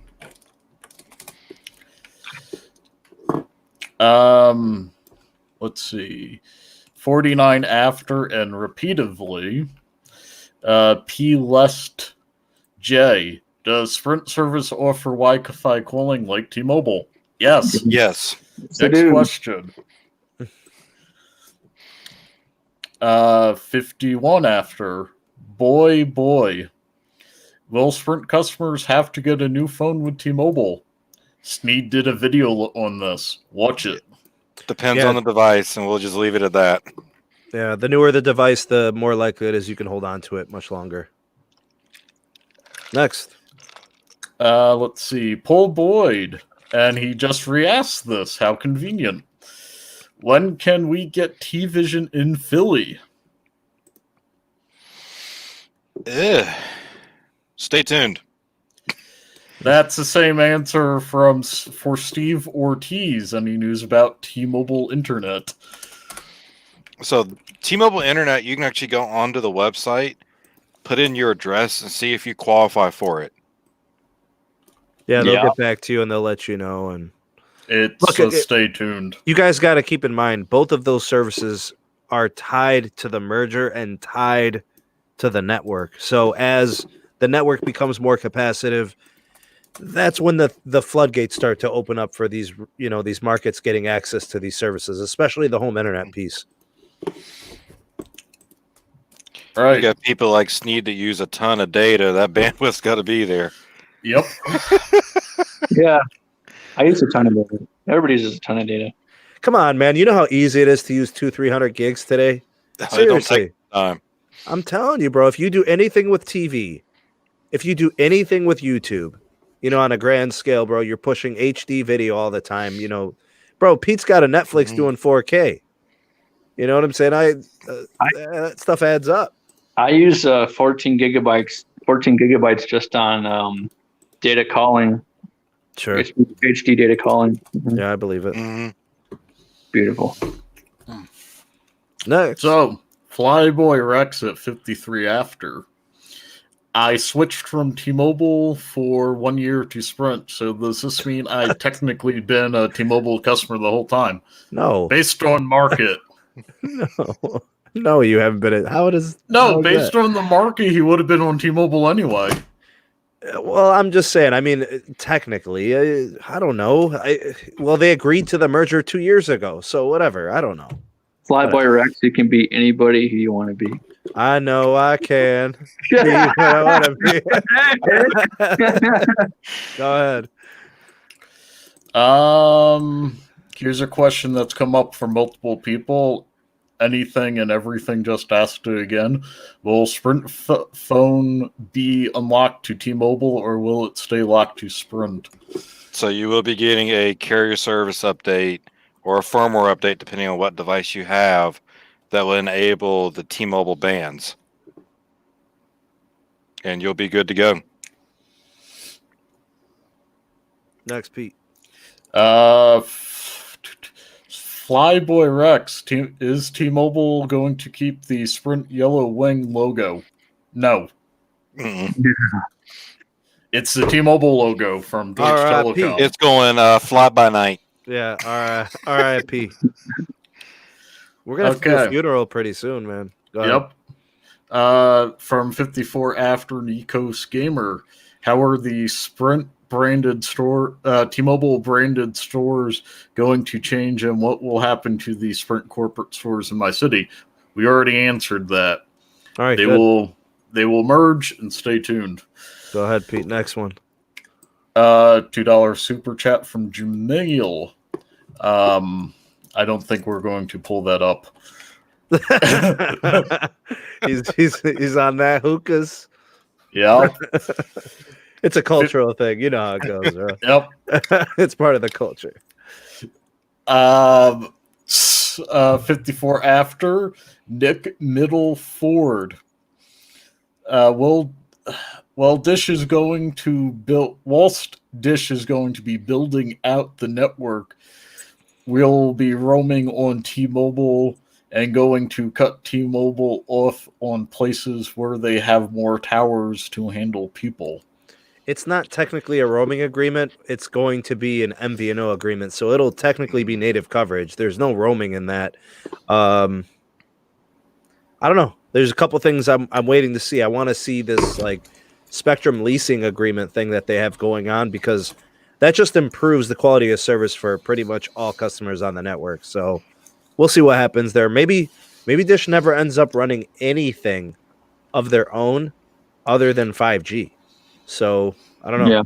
Yeah, it's possible. And they might have an NVMO agreement for LTE for the next 15 years. Yeah. I don't know. Or they might sell in after 3. I was going to say, stay tuned. Everyone should hit a 1 in the live chat of how many you think Dish is going to sell in the first 3 years. Fire Mobile. Like everything on Dish side is so quiet. It's like they don't even exist. They don't. Charlie's like a ninja, bro. Seriously, it's crazy. It's something I've been thinking a lot about that. I think I wouldn't be surprised, and hear me out on this, if he's cooking up, he can build out this 5G network, right? But think about all those tower sites he's gonna have to build out. I think I could seriously. I could seriously see him getting some type of LTE, a roaming agreement with AT&T on certain bands. AT&T will need the help. Which bands? Like the 700 megahertz band 14. Band 14. That's going to be their most. But that's going to be their most expansive band.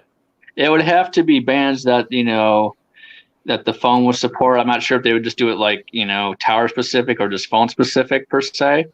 If they did it like phone specific, I could see them doing a mix and match of band 14, AWS, PCS, stuff like that. They do have band 12 extensively. I mean, right.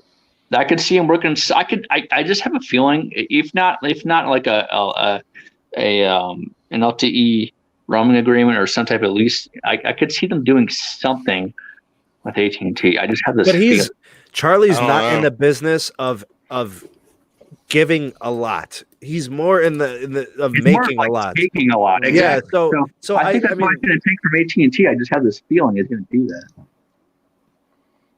I don't know why. I still think he's going to triple dip, bro. I think he's going to have his customers on T-Mobile's network. He's going to resell T-Mobile's network, and he's going to do his own 5G, and he's going to sell that to T-Mobile too. I'm telling you, bro, he's capable of doing all those things. It's that little Nutella cracker you just keep dipping to get the chocolate out with. Just keep on dipping, bro. Mm-hmm. I bet him and Randall are having drinks talking about it right now. Randall's in shambles. They're having exactly drinks. Why, bro. dude? Yeah, no, think about this. If But they're I'm not hurting Randall, on the mobility side. They're hurting Well, on the media side. it doesn't matter. If I'm Randall, and if I want to save my own skin, because it might be out next year, then I would do something with Dish, maybe work out some, Okay, Dish's TV is in shambles. AT&T's TV is in shambles. How do they help each other, bro? They'll find a way. I don't know which way. Go ahead, Pete. Go ahead. Douglas Hurt at the hour was saying, would a Sprint 5G phone be worth buying at the moment? Depends on your market. Do they have it deployed? And honestly, depending on what phone you have, if you've got a newer phone, like Sneed's been saying, 2018 or newer, I would wait. And then get whatever that Qualcomm is putting in the Wait for for next year. The X60 chip. They can actually handle the full 200 plus megahertz of spectrum concentration. Bro, the X60 is potentially doing 800 megahertz of millimeter wave. 800 megahertz of millimeter So that'd be wave. what, 4 carrier aggregation on millimeter wave to get that? And it can Yeah, multi-carrier at least. aggregate with mid-band. So you're At not, least. bro, we're talking connecting to probably, 1,200 megahertz potentially if it was to aggregate all carriers? That is absurd. Yeah. Can you have that in your pocket, bro? Might make you sterile. I'm thinking about it, I'm like, bro, what is that? We've got some people have 60 megahertz in their pocket. I don't know about 1,200. Hey. Yeah. Hey. Go ahead, bro. At the hour, Jihad has man. Okay, so let's say Dish takes over Boost 1st of June. They use T-Mobile network. Will they be roaming or still use Sprint network or get integrated right away? That's all T-Mobile. The agreement with the DOJ was to have access to 100% of T-Mobile's network. Anything with Sprint. I'm telling you, in order to meet those demands, they're going to be giving them a lot of spectrum to use. Yeah. They're going to have to bring it to the table. You know what I'm saying? They're going to have to. Which will make us go faster. Sure. Yep. Sure. Mhm. Yeah. Follow-up question from Gene just now. Why didn't T-Mobile want Boost Mobile? It wasn't that we didn't want them. They had to divest DOJ it. made us give them up. Who doesn't want 8 million subscribers? 9 million subscribers. Trust me, we'll take all the subscribers we can get. That's just more money. You That's think just more Metro's? money we can spend in build outs. I hear Metro has And 20 get more million subs. customers. Tim, do you think that's about accurate? Metro has 20 million subscribers. 18 to 20 sounds about right. So why wouldn't they want to add 8 million and then they're up there with like Track Phone, bro? Track Phone's got like 25 million, right? With all their I think, I'd have to go back and look. but I'm they're not up sure. there. Okay, Cricket's like 10 million or 12 million or something. I don't know. It's a strange breakdown because I had no idea that, when they got Metro had 10 million. Mm-hmm. So that means they've had organic over the course of the last 8 or 9 years. They've added another like 8 or 9 or something like that, Metro's a great, It is. middle ground priced company to be with. Dude, they give you Amazon. The rate plans Google are One. competitive. Yeah, the you get Google storage. One. Yeah, it's easy to sell that. Next one, Pete. At one after, Jarrett Topping. How do carriers like T-Mobile set up new cell sites in, I'm assuming, rural areas? If there is no backhaul internet line going out to said areas. Ugh. We use Satellite. microwave. Yeah, I No, was we, going to say it's satellite based. we use actually microwave. Yep. So microwave can go a good about 20 to 30 miles, line of sight. Wow. It's far. It does. It goes pretty far. So that's what we use, microwave. Next. 3 after, Richard Scartozzi or Scott something. Will there be home internet equipment that will allow for external antenna? You know anything about the setup, Timmy? from what I've seen out of it, the antennas themselves are internal, like the more entry level, like Netgears and the Google Mesh system, and those. If you're talking about the physical router antennas. Next. 3 after Max Findlay. Curious Yep. if T-Mobile is going to be offered in Best Buy. That's a really good question. Stay tuned. Yeah, because the Sprint's been in there a while. T-Mobile's been out of there for a while. I never understood why they didn't make that happen. I don't care what it would take. They were the only carrier not in there.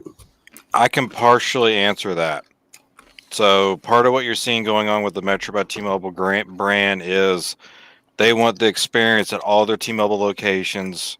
No, this is postpaid T-Mobile. Right. So I'm using Metro as an example. Oh, okay. Go So what they're wanting to do is give everyone the best experience they possibly can. With that being said, T-Mobile's already said publicly and to us that they're not going to be a part of certain third-party retail vendors because they don't want their customers having a negative experience. These third parties have not been specified, have they? No, they have not. Yeah, I don't know. I got mixed feelings about that. I personally like seeing, T-Mobile and other carriers in third-party stores. I mean, I do too. My personal opinion, they should have put T-Mobile inside Macy's, bro. Like, you know how many people shop at Macy's? Somebody said that in the chat. No, I'm an avid shopper at Macy's. Who would So not my want that? opinion would be is if T-Mobile is going to be in Best Buy's, Walmart, or whoever, it needs to be staffed by us, not them. Trained by you, staffed by you. Hey, there's Correct. a reason why, despite the fact there's a T-Mobile in Costco, I go to the T-Mobile store, even if I'm returning from Costco. Mhm. Yeah, I mean, the thing is, it's I don't know. I'm thinking about this from a marketing perspective. You don't go to Costco and say, "Hey, necessary, look, I got this new phone and some donuts and food and broccoli." You Ravioli. raviolis, Oh. whatever. No, dude. No, I mean, wouldn't it be much more appealing to the consumer saying, "Hey, I went to Macy's or I went to Versace or whatever. I got these new clothes and my new T-Mobile phone." Right? I mean, that's how I would think about it as.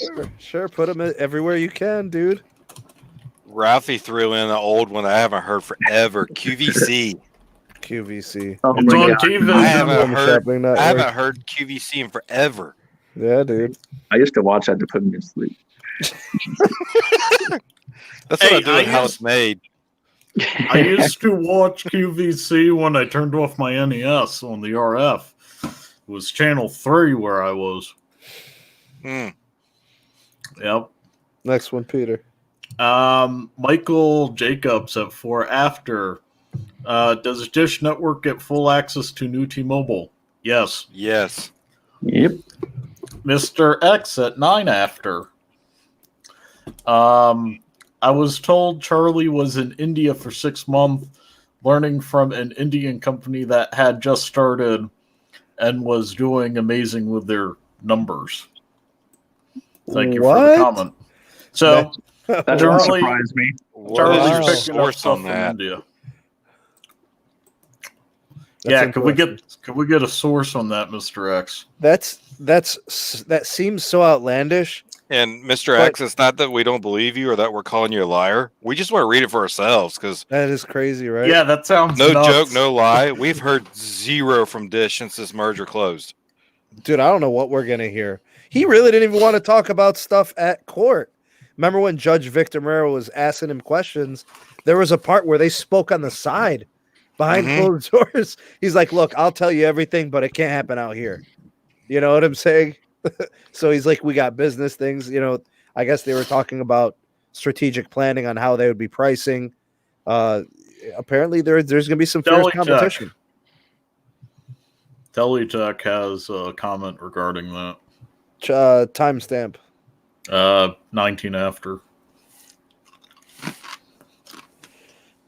Reliance Geo. They're a new company with only LTE network. 3G is still a thing overseas, bro. And Reliance Gene, is building out 4G and 5G, though. Gene's right. Sprint does have legacy stores and Walgreens locations. They do. Mm-hmm. Interesting. Yeah, they do. You know, I could see Charlie Ergen really expanding his international presence once he gets the wireless company started. I could really see him doing maybe more, international roaming a lot more than just what T-Mobile's got. I could see him doing something with that. Think about it. Yeah. It could be wise in India. Sure. Yeah. Any other ones, Pete? 13 after, and actually a little more recent, too. Okay, 13. Zachary Road. When do you predict us Sprint customers will be transferred to new T-Mobile? End of summer? Stay tuned. Market by market. Oh, no. The retail day zero is going to be quick when that transition happens, but there's no set time. I can sometime in the July-August time frame. Yeah, the sooner the better for the sake of the business operations. We can just call it the T-Mobile company and that's it. Yeah, I do agree. Faster the better. Next. Cute questions. Oh, that's it? Good. Okay. All right, so I can get to the live? Yeah. Man. The comments. Okay, great. Mr. XPM, one of us on Twitter. Yeah, go ahead and DM me on Twitter. I'll share it with the goons. All right. Well, we got to everybody's questions. 196 in the live. If anybody has anything else you want to ask. We got one at the bottom. Arturo BL, can you guys explain a little bit more when you say T-Mobile customers won't be able to use Sprint's network until they move Sprint's equipment to T-Mobile's sites? What does it mean? Or does it mean those Sprint sites will be gone? Some are not going to be retained and they will be offered to Dish. Some of them will be retained, but they need compatible hardware for all of the customers that are on the network. So we are keeping roughly about 10,000 Sprint sites. The rest of them will be decommissioned. How many is it total? That Sprint has? Yeah, because you said you're keeping 10,000. I think there are 25,000 sites total or something like that. Okay. Gotcha. It's in the 20s. I can't remember exactly what it is. Now, if you think about it, if you're strategically going to be taking 10,000 out of 25,000, the others are redundant, where it's Most shared of them. access, right? What's up, Tech Loving Mama? It is good to have you on. Thank you for stopping by. I would say you're strategically keeping them because you don't have coverage there, or the capacity is so required, you're just keeping them up and running, right? So yeah, it could be two of those. It could be those two things. Could be capacity need. It could be coverage need. And the thing about most of the ones they're keeping, I bet you they already have upgraded sites. You know what I'm saying? The ones that have old equipment, they're probably more than willing to decommission and just take down anyway. That'd be every site here in Raleigh. Crap. Crap. At least it's running Ericsson equipment. Caleb, Sprint has what? About 25,000 sites? Yeah, roughly about that, yeah. Verizon has how I was many, close. Like 80, 90,000? Yeah. They What's got a T-Mobile lot. at? I think we're at 37,000. Yeah, I think it's about 40. So they're technically about to jump up to about 50, 60,000. Keep in mind, they're adding additional 10,000 on top of that. 600 megahertz. They're going to do So some about more. 70,000 sites. Now we're talking. What do you think AT&T has with band 4? I think they're about 70,000, aren't they? Yeah, they're about 65 to 70,000. And then when band 14 is done, probably add another 5 to 10,000. Yeah. Oh, Caleb, I checked. AT&T hasn't even pulled permits yet for band 14. For what? For my market. Oh, that's not surprising. Sorry. Hey, they're deploying it in my market in 2021. How do they claim they're 75, 80% done? I guess Well, North Carolina and Pete's they're- market's going to be the very last. Very last, I, yeah. I hardly see any out here. I can't remember the last time I connected for band 14. Right. Yeah. I think it's Um, overstated, bro. I don't think they're more than 60% done, honestly. Hey guys, I got to jump off here real quick. So Caleb, much for- thank you, man. Thank Appreciate you. you, bro. Thank you guys. See you, everybody. See you soon. Later. So I've frozen question responses to keep this time manageable. Okay. Most recent one that was Timestamp. asked.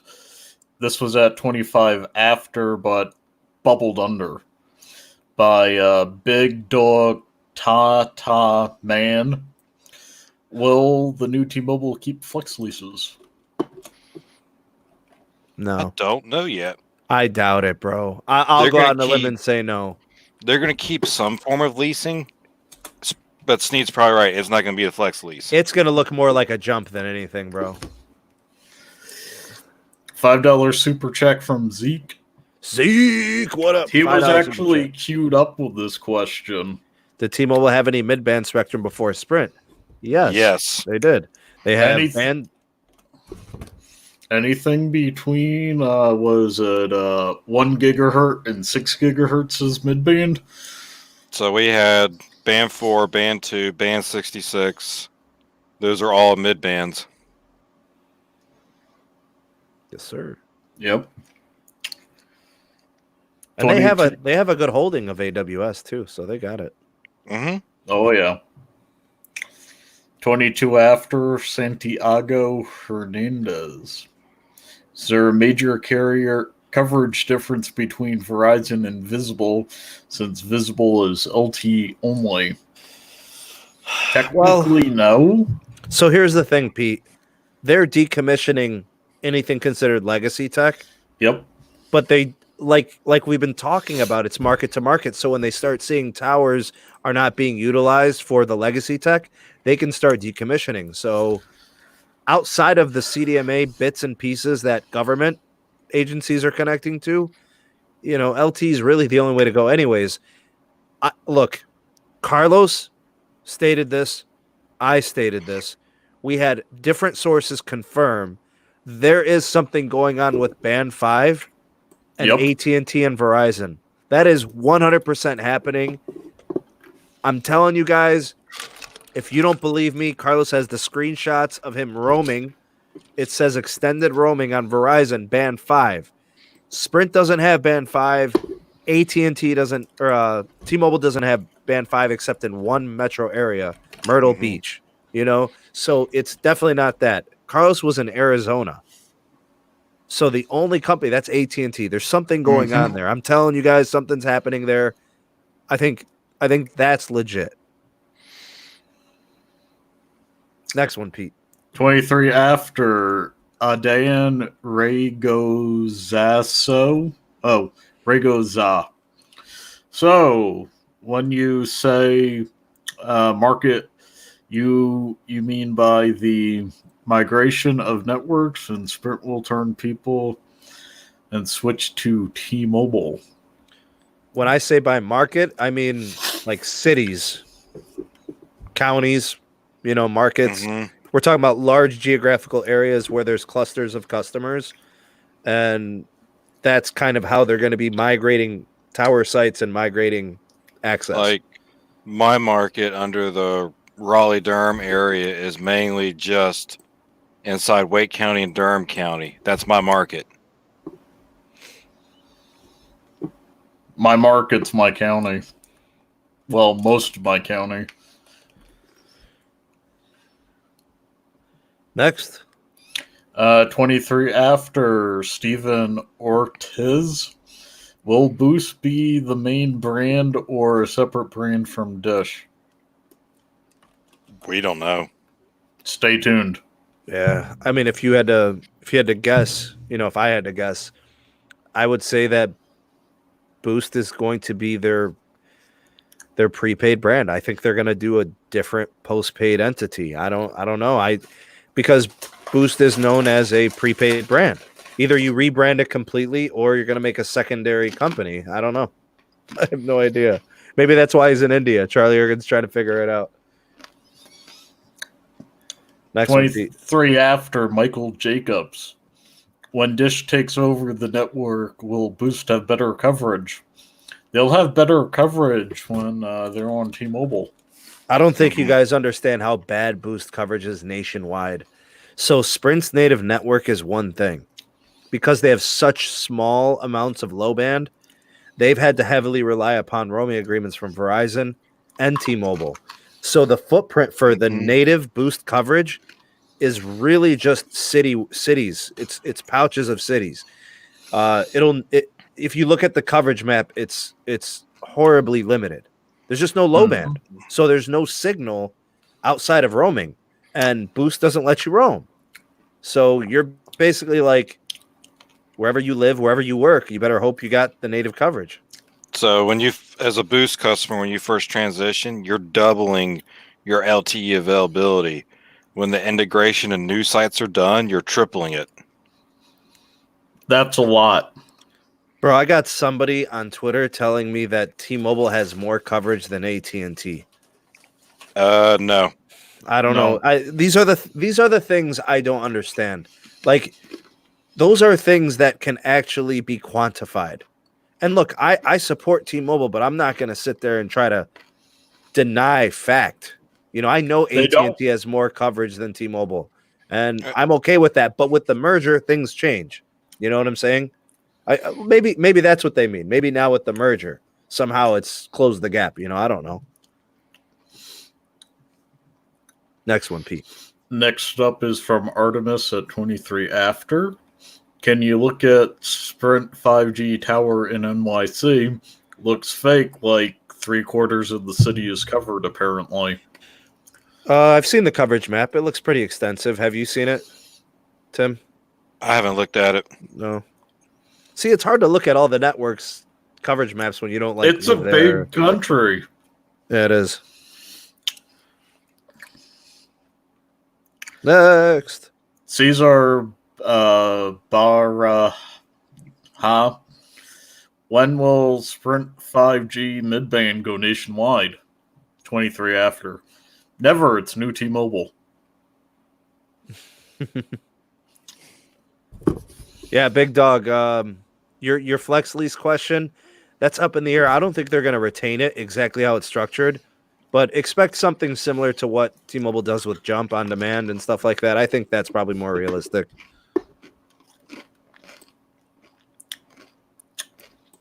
$2 super chat from Trillboy Gaming. Trouble Gaming. Will Boost have data roaming under Dish?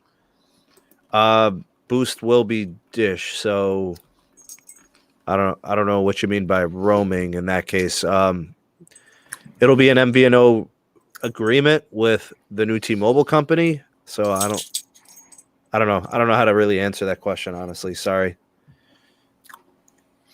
Raroll keeps asking what will happen with Sprint. They're getting eaten by T-Mobile like me on the beach with a mojito in Puerto Rico. What? I am T-Mobile. The mojito is Sprint. They are becoming one. Okay, so here's this chart they sent. All right, so it's 4G availability. I don't know if you guys can see the numbers there. And you see how T-Mobile's at 95.4 for 4G availability? Yeah. Okay, so if That's it's probably. but here's the only thing. reason that's probably showing like that is because AT&T has a lot of HSPA still. HSPA. And I'll tell you what, bro, some of their HSPA is 5 megabits per second. So it's very usable, and somebody may not even notice that they've gone from LTE to 3G. You get what I'm saying? And seriously, look, I have an LTE signal on my freaking T-Mobile phone right now, and I can't use it. Mm-hmm. So the icons don't mean anything. It's frustrating to somebody. So I'm going to pick up my phone, and it says LTE, but I can't use it. But if it shifted into 3G, I could use it. You get what I'm saying? Like, it's weird like that, you know? It's not indicative of a measure that really tells us much. But like I know, like in Pete's area, you got a lot of HSPA Yep. still in AT&T. Is that because of the topography, Pete? I don't know. Verizon and T-Mobile don't have a lot of HSPA. AT&T is just not upgrading then. Nope. They're just leaving that area alone. What happened to upgrading all those tower sites and rolling out Band 14, Pete? I told you they're not doing it till mid-2021. And here, I have no idea when they're going to do it in the Raleigh area. I hardly see it here. You guys aren't seeing it on your side. How do they have 80% of the country This covered? is how I know it's mid-2021. I had to look at the approval document for the antenna. Yeah, but I don't understand. I read these articles, and it's like, the AT&T mobility chief talking about the network. Yeah, we're 80% complete with rollout for Band 14. You're lying. There's It's nothing probably here. like their. It's probably like the 5GE. Yeah. So we're locking new questions. Sorry if you're posting any. Yeah, let's wrap this up. Is that cool, Pete? Yeah, I got 4 more to go. All right, that's it. Let's cover them quickly. And these are pretty fast. One is comment. Ronald says, look at the situation. This is at 27 after. First responders need better networks and ways to communicate and share information across the police, firefighters, EMS, and everyone else. Totally Correct. That I fully agree with. Next one. 29 after, Michael Jacobson. We have to get new phones when Dish takes over. Do you Oh, that was to someone else. But if you have a phone that's an unlocked phone that's compatible with T-Mobile, it will work completely on Dish until they start rolling out different spectrum, and then it's case by case. Next. Paul Boyd at 33 after. Who has coverage in Stroudsburg, Georgia? T-Mobile isn't here. Your Probably best bet, Verizon probably or Verizon. AT&T. Any more, Pete? Yep. 35 after. Moni Chan Manco. Yeah, I'm waiting for my SIM to. Oh, I'm on an essential phone, so I can't get in. Say anything about. Oh, that's not even a question. So the essential phone may have band 71 outage, band 71 coverage, or it may not. It's based I don't on think the phone. so. It's 2017. I doubt it. Okay, no. All right. Wait, Artemis has an outage? I've been hearing about the outages today. Indiana, Florida. Hopefully that's getting resolved. I don't know. It's non-merger integration related. So hang in there.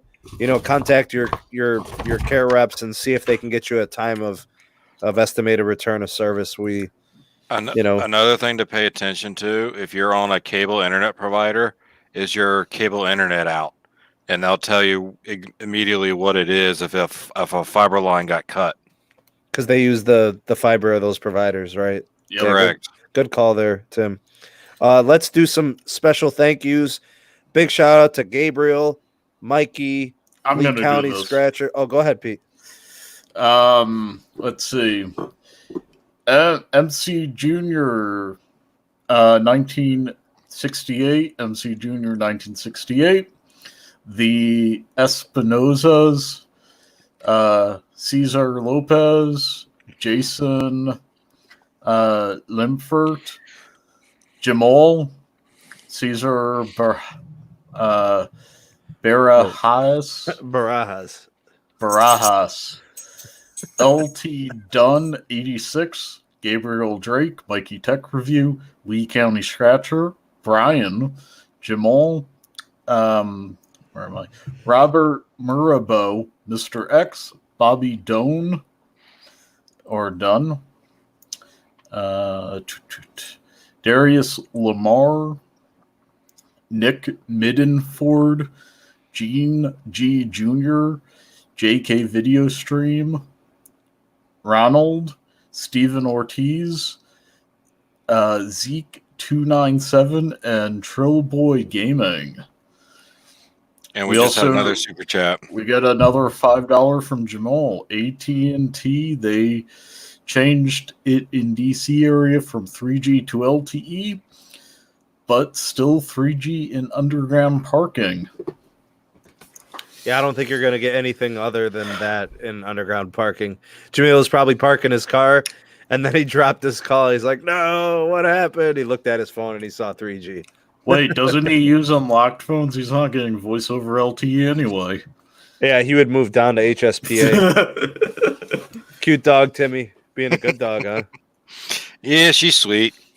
All right, y'all. So let's thank everybody. Gene J has one quick question for Tim. What's happening to Sprint Corporate HQ in Overland Park, Kansas? Stays fully operating. If anything, it's going to expand. So T-Mobile will be putting more money into it than Sprint. Stay tuned. Thank you guys for an awesome episode. Big shout out to Caleb. I know he's not here anymore, but it was awesome to have him on. Thank you to Pete for doing a lot of the heavy lifting on the show with the questions and the answers. And thank you for queuing everything and managing that. Appreciate you. Thank you, Tim, for answering, pretty much every question willingly and honestly. We appreciate it. We try to just answer what we can. I am the master of speculation and conjecture. Tim is a man of fact and truth. So when he is unable to answer a question, I will go out on a limb and speculate and take on a grunt of that responsibility. So I will risk being wrong. He will not do so. Did you like all my stay tunes? That's pretty much the truth. Stay tuned. Yeah, we'll continue to bring you guys updates, and we'll keep you in the know. I'll continue to make the videos and keep you guys connected with the situation. So make sure if this is your first time here, you hit the subscribe button before you guys go. Bell, notify yourself. Hit that icon so you never miss an upload. And by all means, before you go, help me out tremendously if you could like this video and share it to as many people as possible. That would be awesome. Twitter, Instagram, Facebook, IG, whatever. Share it. That would be great. Thank you guys for watching. Thank you all the gents being here.